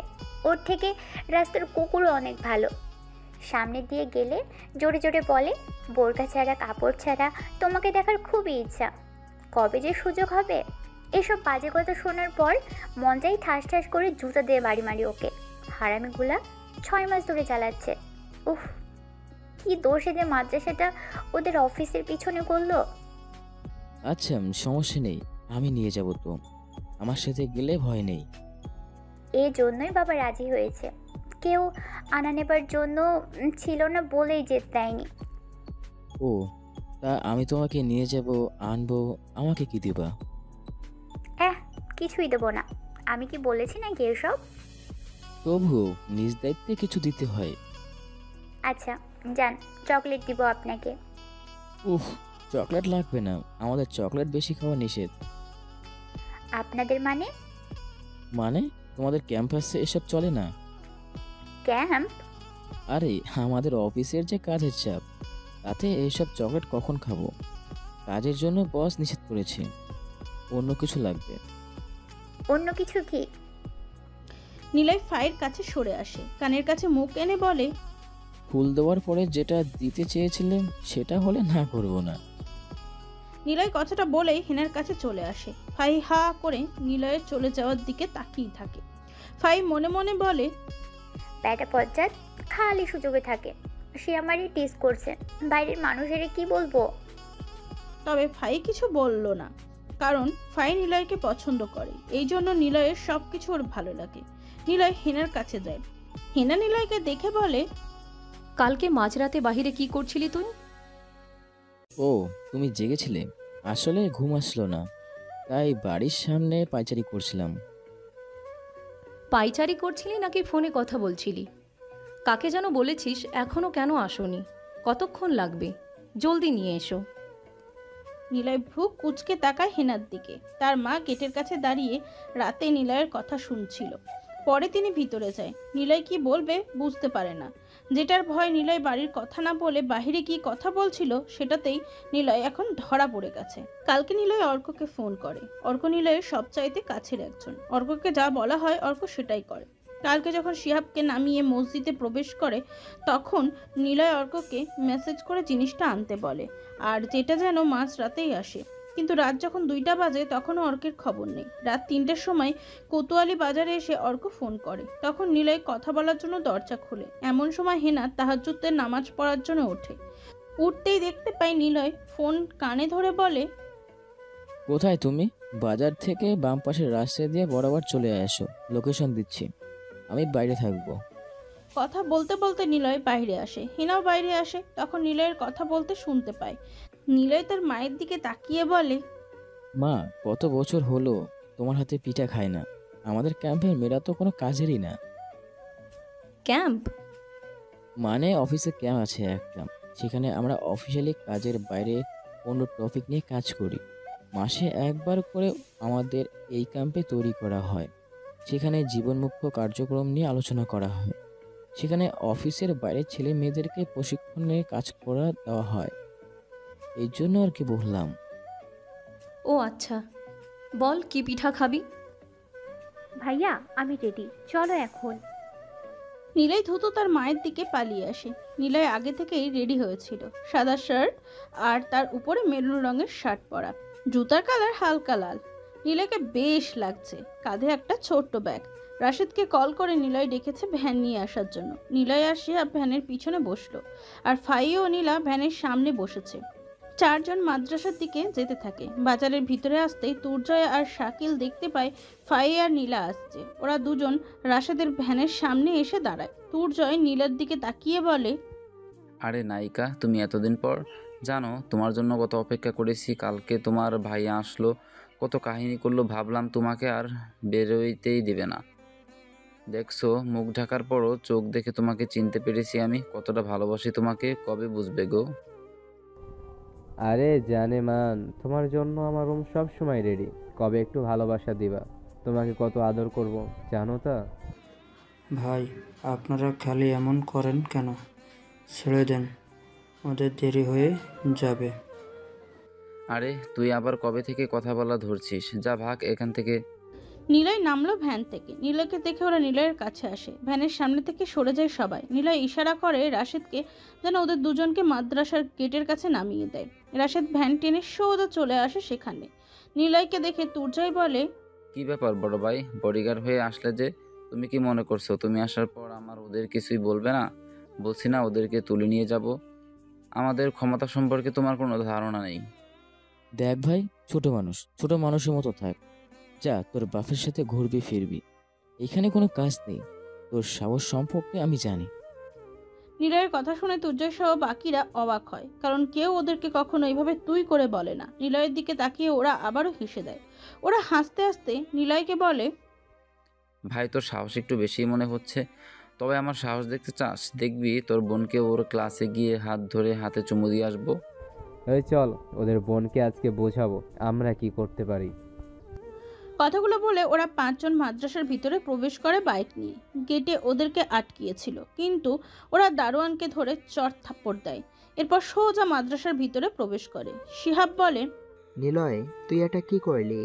ওরা কিন্তু অমানুষ। ওরা যা ইচ্ছে তাই করতে পারে। আজকে অনেক খারাপ কিছু ঘটবে। কি যে হবে, আমার অনেক ভয় করছে রে। নিলয় মুচকি হাসে। তারপর গেটের দিকে এগিয়ে যায় সে। পিঠের উপর থেকে ব্যাগটা নামিয়ে রাশেদের ভ্যানের উপর রাখে। তারপর শার্ট খুলে সেটা রাখলো ভ্যানের উপর। ওদিকে তুর্জয়রা বাইক রেখে দোতলায় চলে আসে। নীলাদের ক্লাসরুমে আসে তুর্জয়। নীলা আর ফায়ের কাছে আসে তুর্জয় আর সাকিল। তারপর কাসেমকে বলে, এই নে ফোন, ভিডিও কর, ওর ভাইকে দেখাবি। এই তোমরা মাদ্রাসার ভিতরে কেন? জানো না এটা মহিলা মাদ্রাসা? বেরিয়ে যাও। চুপ মাদার। তুর্জয় কথাটা বলে একটা ছুরি বের করে কোমর থেকে। স্যার ভয় আর কোনো কথা বলে না। তুর্জয় নীলার কাছে আসে, নীলার হাত ধরে। সাকিলও সেম কাজটা করে। দুজন দুই মেয়ের হাত ধরে। ওদিকে নিলয় ব্যাগটা থেকে একটা MP5 গান বের করলো। তারপর সোজা হেঁটে মাদ্রাসার ভিতরে আসে। নিলয়কে দেখে তুর্জয়ের ছেলেপুলেরা 2 তলাতেই আছে। নীলা AM5 নিয়ে সোজা 2 তলার দিকে আসতে থাকে। তুজয় আর শাকিল নীলা ও ফায়ের হাত ধরে, তারপর তুজয় আর শাকিল ওদের দুজনের হাতে চুমু খায়। তারপর বলে, তোদেরকে আমি এখনই তুলে নিয়ে যাব, সবাই দেখবে। তোর ভাইকে দেখাবো, আগে নিয়ে চল ওদের। নীলাই রাইফেল হাতে নিয়ে ক্লাসরুমের দিকে এগিয়ে যেতে থাকে। মাদ্রাসার সবাই হা করে দেখছে। শিহাব নিলয়ের পিছনে দৌড়াচ্ছে। নিলয় নীলাদের ক্লাসের সামনে এসে দাঁড়ালো। তারপর ট্রিগারের চাপ দিয়ে সে গুলি করলো দেওয়ালে। সবাই ঘুরে তাকায় সেদিকে। নিলয়ের এমন ভয়ঙ্কর আগমন দেখে তুর্যয়রা সহ ক্লাসে থাকা সবাই ভয়ে আটকে উঠল। নিলয় ভিতরে আসে। নিলয় বলে, নীলা আর ফাহি, বল তোদেরকে কে কে বিরক্ত করে? নিলয়ের কথা শুনে ওরা ভয় পায়। নীলা আর ফাই ভয়ে কাঁপছে। মাদ্রাসার ভিতরে হচ্ছেটা কি? নিলয় জোরে চিৎকার করে ওঠে, বল কে তোদের বিরক্ত করে? ওরা। নিলয় এগিয়ে আসে। নিলয় সোজা হয়ে এসে তুর্জয়ের পায়ে গুলি করে। তুর্জয় সেখানে চিৎকার করে ফ্লোরে ধপ করে পড়ে যায়। ভয়ে ক্লাসের মেয়েরা কান্না করে ওঠে। নিলয় আরো চিৎকার করে সবাইকে থামিয়ে দিল। কারোর মুখ দিয়ে কোনো কথা বের হয় না। শাকিল নিলয়ের কাছে। নিলয় তখনই শাকিলের হাত ধরে, উল্টো ঘুরিয়ে এনে হাতের তালুর উপর পরপর কয়েকটা গুলি করে। তারপর মুখের উপর রাইফেল দিয়ে জোরে একটা বাড়ি মারে। ভয়ে বাকি ছেলেগুলো দৌড়াতে থাকে। নিলয় দৌড়ে বেরিয়ে আসে ওদের পিছনে পিছনে। কাসেমকে ধরে নিলয়, হাত থেকে ফোন কেড়ে নিজের কাছে রেখে দেয়। তারপর কাসেমকে মুখে কয়েকবার ঘুষি মেরে সেখানেই ফেলে রাখে। পুরো মাদ্রাসা তখন একদম নীরব নিস্তব্ধ হয়ে গেছে। সবাই যেন বিরাট একটা আতঙ্কে থাকে। শিহাব বোবা হয়ে গেছে। সে শুধু নিলয়ের হিংস্রতা দেখছে। শিহাব আর নীলা আর ফাইকে ক্লাস থেকে বাইরে বের করে আনে। তুর্জয়ের বাকি দুজন বন্ধু পালিয়ে যায় সেখান থেকে। নিলয় আবারও আসে নীলাদের ক্লাসরুমে। শিহাব নীলা আর ফাইকে নিয়ে দরজার সামনে দাঁড়িয়ে থাকে। নিলয় রুমের ভিতরে এসে তুর্জয়ের জামা ধরে টেনে আনে বাহিরে। সে ব্যথায় আর যন্ত্রণায় চিৎকার করতে থাকে। নিলয় তাকে টেনে দেয়ালের সাথে হেলান দিয়ে বসিয়ে দিল। শাকিলকেও টেনে আনে। তারপর নিলয় তুর্জয়দের সামনে বসলো। রাইফেলের আগার গরম অংশটা তুর্জয়ের বুক সোজা ধরে। নিলয়ের চোখে মুখে রাগের প্রতিচ্ছবি। সব স্টুডেন্ট টিচার এসে জড়ো হয় চারপাশে। নিলয় ফাই আর নিলয়ের দিকে আঙুল তুলে দেখিয়ে বলে, ওরা আমাদের বোন, ওরা টিচার। টিচার মরলে দেশ ও সমাজের শান্তি। একটা শিক্ষা প্রতিষ্ঠানে কখন কোন মেয়ে আসবে যাবে, বাড়িতে কোন মেয়ে থাকবে না থাকবে, এটা সব কিছু খোঁজ খবর রাখবে তার পরিবার, টিচার, এমনিতে তার সহপাঠিকারা। রাস্তায় দাঁড়িয়ে কোনো কুত্তার ন্যায় ছেলেরা যাবে না। একটা মেয়ে তার বাবার সম্পদ, তার পরিবারের কাছে মান। এ দেশে কালচার অনুসরণ করে মেয়েদের পড়তে পড়তে তাদের বিয়ে দেওয়া হয়। হারিয়ে ফেলে তারা সহপাঠিকারা, পরিবার, ইচ্ছা, আশাগুলো। তার বাবা মা চায় মেয়েটা ভালো থাকুক, কিন্তু তোরা কি করিস? সব মেয়ে তোদের মতো ছেলেদের বারণ করে না। কিছু কিছু মেয়ে তোদের প্রস্তাবে রাজি হয়। তখন কি হয় জানিস? পরিবারের কাছে তারা খারাপ হয়ে যায়, বাধ্য হয়ে পালিয়ে যায়। তারপর তোদের মতো ছেলেকে সেই মেয়ে প্রতিনিয়ত কষ্ট দিতেই থাকে। মেয়েদেরকে পর্দায় থাকার বলার আগে তুই তোর নিজের চোখে সংযত কর। মেয়েরা নিজেদেরকে ঢাকবে, তোরা নিজেদের চোখে পর্দায় রাখবে। মেয়েরা যাকে পছন্দ করবে তার কাছেই যাবে, এটা তাদের ব্যক্তিগত ব্যাপার। তোদের মতো ছেলেকে যদি কেউ পছন্দ করে সেটা তার ব্যক্তিগত বিষয়, কিন্তু অন্য কোনো মেয়েকে কখনো টিচ করার অধিকার নেই। তুই বলছিলি তোর বাবার টাকায় চলিস, তোর বাপ সহ ওই টাকা তোদের পরিবারের সবার পিছনে ঢুকিয়ে ভরে দিব, বুঝছিস? আজকের পর থেকে যদি কোনো টিচ বা কোনো মেয়েকে বিরক্ত করিস, তবে সবাই একসাথে সবারই উত্তর দেবে। মাদ্রাসায় 500 গার্লস, গার্লস স্কুলে 500 গার্লস। এর ভিতরে কোনো রঙের দোকানে থাকবে না, কোনো ছেলে পুলেও ঘুরবে না। ভিতরে আসবে পরিবারের সদস্য হিসেবে আসবে। ক্লাস চলাকালীন কেউ বাইরে যেতে পারবে না। যা, তোদেরকে আজকে মারলাম না। আর তোর বাপকে গিয়ে বলিস যে নিলয় মারছে। নিলয়ের কথাগুলো বলে উঠে দাঁড়ায়। ঠিক তখন হেড টিচার হাতে তালি দেয়। ওনার দেখে বাকি সব টিচার আর স্টুডেন্টরা হাতে তালি দিতে শুরু করে। নিলয় যেহেতু নীলার ভাই আর নীলা ফারজুকের মেয়ে, সুতরাং সবাই জানে ফারজুক কেমন মানুষ, বাপকা বেটা যাকে বলে। হেড টিচার এসে নিলয়কে বলে, আজ তুমি একজন ভাই হয়ে যা করলে, এমন ভাই যদি প্রত্যেকটা বোনের হয়, কোনো চিন্তাই কারো লাগবে না। পুলিশ যদি তোমাকে ধরে, আমরা তোমার হয়ে কথা বলবো। এসবের কোনো দরকার নেই। পুলিশ অবধি ঘটনা জানবেও না, আর গেলেও পুলিশ কখনো আমার সামনে আসবে না। আজকের থেকে সব টিচারদের এভাবে শাস্তি দিতে হবে। শিহাব, ওদেরকে নিয়ে আয়। নিলয় কথাটা সেখান থেকে চলে যায়। সবাই নিলয়ের কাজের জন্য করতালি দিতে থাকে, কিন্তু এসব ঘটনা ফারজুক ও হারুনের কাছে পৌঁছিয়ে গেছে। তবে ফারজুকের কাছে নিলয়ের নামে প্রশংসা আর হারুনের কাছে তার ছেলে তুর্জয়ের নামে বিচার ও মার খাওয়ার কথা পৌঁছায়। নিলয় জানে না সামনে কি হবে। তবে হারুন দৌড়ে লোক নিয়ে আসে মাদ্রাসা, তার ছেলেকে নিয়ে এসে সোজা হাসপাতালে চলে যায়। কে করেছে এমন সেটা হারুনের কাছে চলে গেছে। তারপর, তুই আবারও একই কাজ করছিস? তোর মতো বেয়াদব জানোয়ার আমি আর দ্বিতীয়টি দেখিনি। তোকে বলেছিলাম ঝামেলা হবে, অথচ তুই নিজেই ঝামেলা করে এসেছিস। আর কত তোর জন্য আমার কথা শুনতে হবে? মারামারিতে তোর নামে প্রশংসা শুনলাম, বাবা হইয়া আমার কি করা উচিত? গর্ব করা? সবাই বলবে ইমামের ছেলে, অথচ সে একটা অ্যানিম্যাল হয়েছে, পশু হয়েছিস। কেন তুই একটু কি শান্তি দিতে পারিস না? মরেও হয়তো তোর জন্য শান্তি পাবো না আমি। ফারজুক সাহেব কথাগুলো বলার আগে নিলয়ের গালে ঠাস ঠাস করে দুটো চড় দিয়েছিল। নিলয় চড় খেয়ে চুপচাপ দাঁড়িয়ে থাকে। চড়ের জন্য নিলয়ের খারাপ লাগে না, খারাপ লাগে তার বাবার বলা কথাগুলো শুনে। ফারজুক সাহেব থামে না, আবার বলে, তোর জন্য আমার থানার পুলিশ দৌড়তে হবে। যদি পুলিশ আসে তাহলে আমি কি বলবো? গান কোথায় পেয়েছিস? এত ভায়োলেন্স কেন দেখাচ্ছিস মাদ্রাসার ভিতর? ওটা কি তোর বাপের সম্পত্তি ছিল? চিন্তা করবেন না, থানা পুলিশ করা লাগবে না, পুলিশ আসবে না। কেন আসবে না পুলিশ? বল, রাইফেল কোথায় পেয়েছিস? এত দুঃসাহস কোথা থেকে আসছে তোর? নিলয় চুপচাপ দাঁড়িয়ে থাকে। নিলয়ের ঘটনা গ্রামের সব দিকে ছড়িয়ে পড়ে। নিলয় তার বোনের জন্য যা করছে তা সবাই জেনে বাহবা দিলেও অনেকে তার বাবার কাছে নিলয়কে নিয়ে অনেক কথা শোনাতে থাকে। নিলয় কোনো কথা বলছে না। হেনা এসে বলে, নিলয়, কথা বলছিস না কেন? রাতে যে ছেলের জন্য অপেক্ষা করেছিলি সে এসে তোকে গান দিয়ে গেছিল, তাই না? কিন্তু সে কেন তোকে দিয়ে যাবে? কে তুই? এভাবে চললে আজকে থেকে তুই নীলার সাথেও কথা বলবি না, নীলাকে তোর সাথেও রাখবি না। মা, ওরা আমার বোনকে বাজে কথা বলছিল, ক্লাসে ঢুকে ওদের হাতে চুমু খেয়েছে। আমার কাছে প্রমাণও আছে। এসব কিছু আমি ভাই হিসেবে কীভাবে সহ্য করব? বোন যত খারাপ হোক, একটা ভাইয়ের সামনে তার বোনকে নিয়ে কেউ কোনো বাজে কথা বললে ভাই হিসেবে শুনতে পারবো না। আমি পারিনি মা। আমি তো বলছি তোমাদের কোনো সমস্যা হবে না। আর বাবা, আপনি না ইমান, আপনার উচিত সমালোচনার দিকে না তাকিয়ে নিজের মতো থাকা। আপনি আগে দেখুন আমার জন্য আপনার কোনো সমস্যা হচ্ছে কিনা। আর আমি আলমের ঘরে জালম তৈরি হয়নি বাবা, জালমদের মারতে গিয়েছিলাম। এটা গ্রাম না হয়ে যদি আমার এরিয়া হতো, কসম ওদের জানানোর জন্য তোমাকেই ডাকতে আসতো। নিলয়ের কথাগুলো বলে বাড়ি থেকে বের হয়ে যায়। ঘটনা বিরাট হলেও নিলয়ের বাবার কাছে কোনো বাজে খবর আসেনি।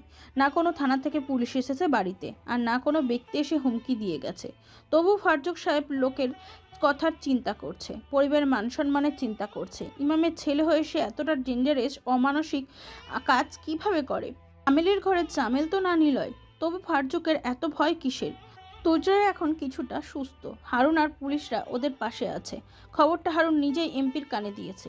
কিন্তু যখন শুনে নিলয় নামের কেউ করেছে, তখনই এমপির ঘটনা যেন বাইরে না যায় সেটার নির্দেশ দিয়েছে। কিন্তু কি আছে নিলয়ের ভিতরে, এই নিলয়কে হারুন নিজেই দেখে ছাড়বে। এমপিও কেন ভয় পাচ্ছে তাকে? তুর্জয়কে তন্ময় প্রশ্ন করল, মেয়েদের টিস করে বেরিয়েছো? তোমার নামে থানাতে আরও আগে কমপ্লেন এসেছিল, কিন্তু তুমি চেয়ারম্যানের ছেলে বলে কিছু বলিনি। আমি জানতাম না তুমি নিলয়ের বোনকেই টার্গেট করবে। সে এখন অমানুষ হয়ে গেছে। আগে নিলয়ের সাথে এবারে নিলয়ের তফাৎ অনেক আলাদা। সে এতটা সাহস দেখাচ্ছে কিভাবে? ওর বাবার সাথে বিষয়টা নিয়ে কথা বলতে হবে। কিন্তু যদি নিলয় জানতে পারে ওর বাবার কাছে আমরা কথা লাগিয়েছি, তবে সে মনে হয় না আর আমাদের বাঁচতে দেবে। এমপি নিলয়কে নিয়ে কোনো কথা বলতে চাই না। শালাকে মাসে মাসে ড্রিঙ্কস বিজনেসের টাকা দিই, সেটাও যেন ভুলে গিয়েছে। আপনার নাম ম্যাজিস্ট্রেট বন্ধু আছে, আর উপর জেলা ডিআইজিকেও তো টাকা দেন। ওদের বলেন শালাকে বাড়ি থেকে যেন তুলে নিয়ে যায়, ওর বাড়ির সব কয়টাকে যেন বুঝিয়ে আসে আপনি কি জিনিস। সেটা তো করতে হবে। তুর্য আর বাহিনী যাস না, বাসা তো এখন অনেক গরম। আমি আর কখনো কোনো স্কুল, কলেজ কিংবা রাস্তাঘাটে কোনো মেয়ের সামনেও যাব না। আমি দেখেছি ওই নিলয়ের চোখে মুখে কোনো মায়া দয়া নেই। এবার ছেড়ে দিয়েছে শুধু তোমাকে বোঝানোর জন্য, কিন্তু এর পরের বার আমাকে সে পেলেই মেরে ফেলবে। আমি আজ থেকে মেয়ে দেখলেই সালাম দেব। হারুন আর তন্ময় তুর্যের দিকে তাকিয়ে থাকে। তন্ময় ভয় পেয়েছে। হারুন বাইরে আসে, ফোন বের করে ম্যাজিস্ট্রেটকে কল দেয় সে। কিছু সময় যাওয়ার পর ম্যাজিস্ট্রেট ফোন রিসিভ করলো। হ্যালো বন্ধু, আমি রাহুল বলছি, চেয়ারম্যান।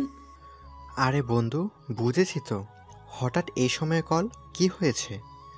আর বলিস না, নিলয়ের নামে একটা ছেলে আমার ছেলেকে মেরে হসপিটালে পাঠিয়েছে। পুলিশ দিয়েও কাজ হচ্ছে না, শালা খুবই হারামি। কি নাম বললি? নিলয়? মানে নিলয় স্যার? সুটাম দেহ, চুল ছোট, মুখে কোনো দাড়ি নেই এমন? হ্যাঁ, চিনিস তুই? ফোন রাখ, এ বিষয়ে আর কল দিবি না। তোর ছেলে নিশ্চয়ই কিছু করেছে, না হলে উনি কখনো তোর ছেলেকে কিছু বলতো না। উনি একটা পিঁপড়াকেও মারেন না, তার মানে তোর ছেলে অবশ্যই ভালো না। আমি আমার চাকরি হারাতে চাই না, আর বেশি ভেবেও তুই সময় নষ্ট করিস না। তোর ছেলে বেঁচে থাকলে আপাতত কাহিনী এখানেই শেষ কর। তোর ছেলে আর চেয়ারম্যান এসব নিয়েই থাক এখন, বেশি দূরে যাস না, ফোন দিবি না আর এসব কোনো বিষয় নিয়ে। বেঁচে থাকলে আবার কথা হবে। ম্যাজিস্ট্রেটের কথা শুনে হারুন হাঁ হয়ে যায়। মুখের ওপর ঠাস করে ফোনটা কেটে দিয়েছে সে। হারুন অবাক। নিলয় আসলে কে? সরকারি সব লোক নিলয়কে খুব ভালো করে জানে। সে কি এমন করেছে যার জন্য তাকে সবাই ভয় পায়? তার এত পাওয়ার কেন? নিশ্চয়ই জেলা ডিআইজি ওরে চেনে না। হারুন ভাবতে ভাবতে শরীফকে কল দেয়। শরীফ রিসিভ করে। হ্যালো স্যার, ভালো আছেন? আরে হারুন, তুমি হঠাৎ ফোন করলে যে?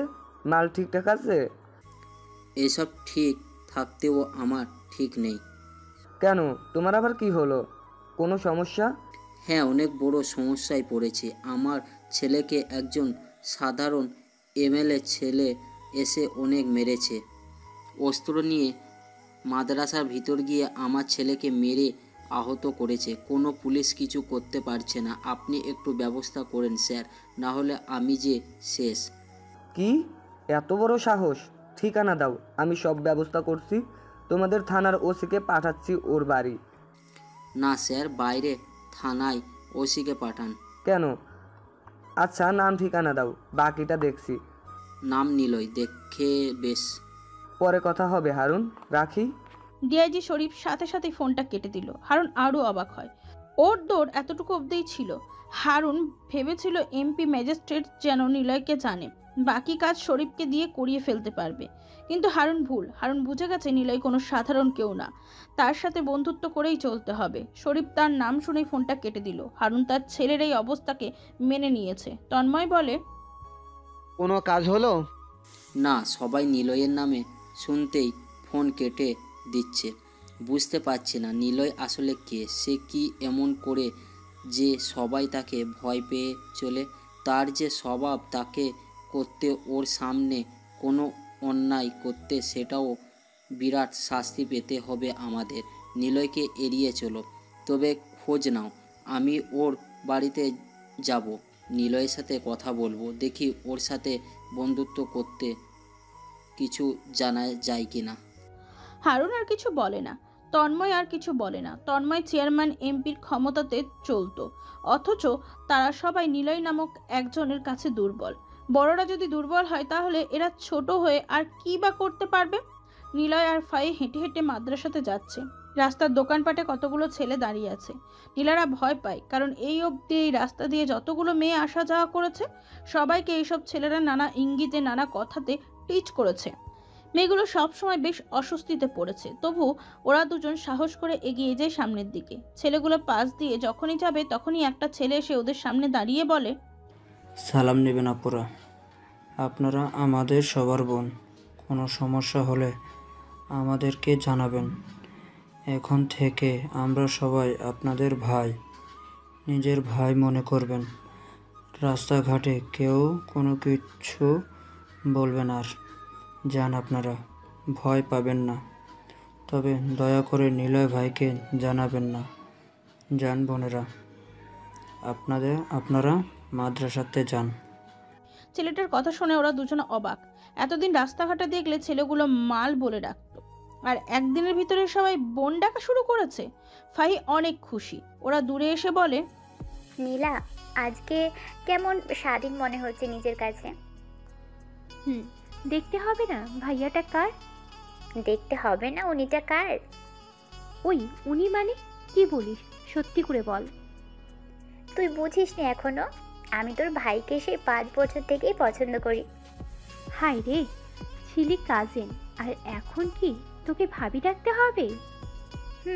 ডাকবি, শুনতে তো ভালোই লাগছে। ওই আরেকবার ভাবি ডাকতো। ঢং। রাহি আপুর কথা মনে আছে? হ্যাঁ আপু, মনে হয় বেড়াতে আসতে পারে দ্রুত। নিলয়ের সাথে রাহি আপুর ঘটনাটাও তো মনে আছে, কিন্তু আমার তো বিশ্বাস হয় না। সব কিছুর মূলে ওই পুলিশ অফিসার। সেটাই। থাক বাদ দে। কি খাওয়াবি ভাবি আমার? একমাত্র ভাবি। আহা, যতবার ভাবি ডাকবি ততবার তোর জন্য চকলেট। থামো ভাবি গো, আগে বলো ভাইয়া এসব জানে? মনে তো হয় জানে না। তোর ভাইয়া যে ফাজিল, আমাকে বলে কি না রোজ আনা নেওয়া করলে আমি যেন টিপস হিসেবে তাকে চুমো দিই। ভেড়া পশ্চাৎ।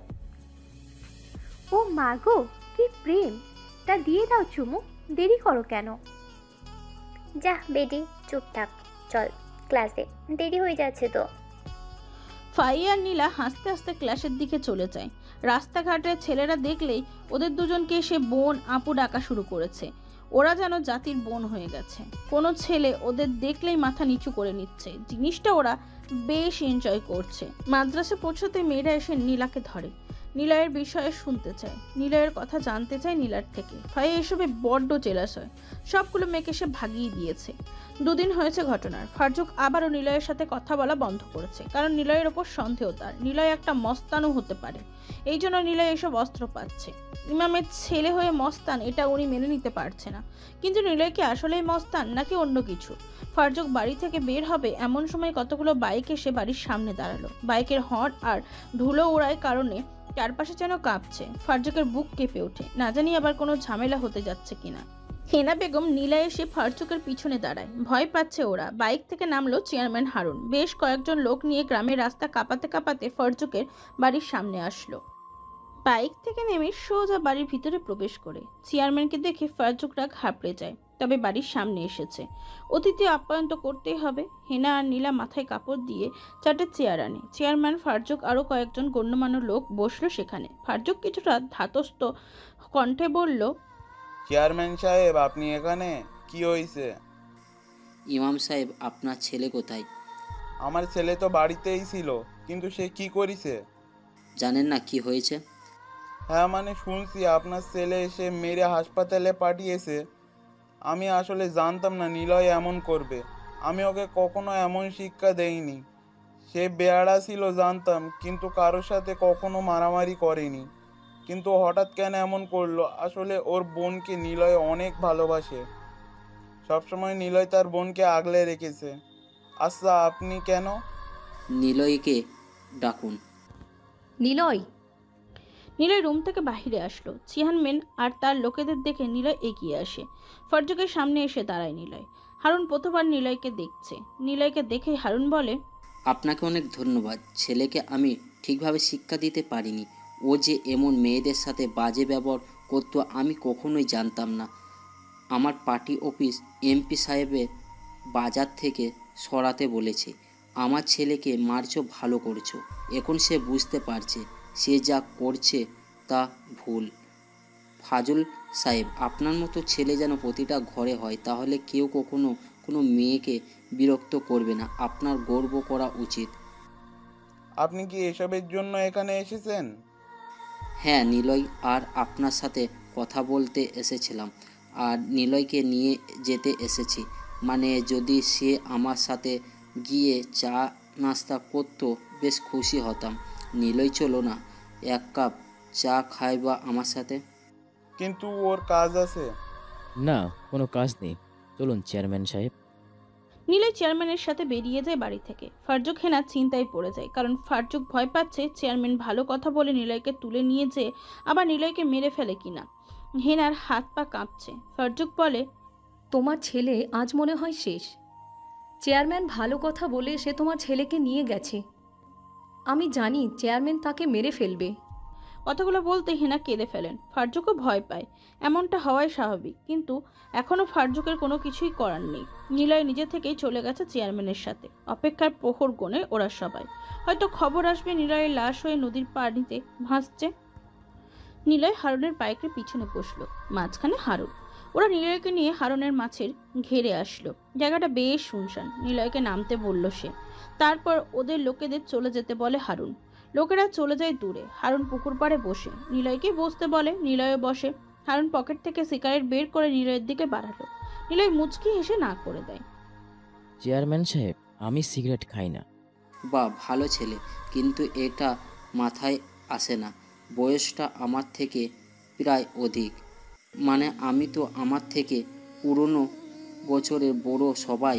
আমি চেয়ারম্যান আছি 10 বছর ধরে। আমার সাথে নির্বাচনে প্রতিপক্ষ হয়ে কেউ দাঁড়ায় না। এটা কি বলবো জানো? ক্ষমতা হলো আসল কথা। হারুন সাহেব, ক্ষমতা চিরস্থায়ী নয়।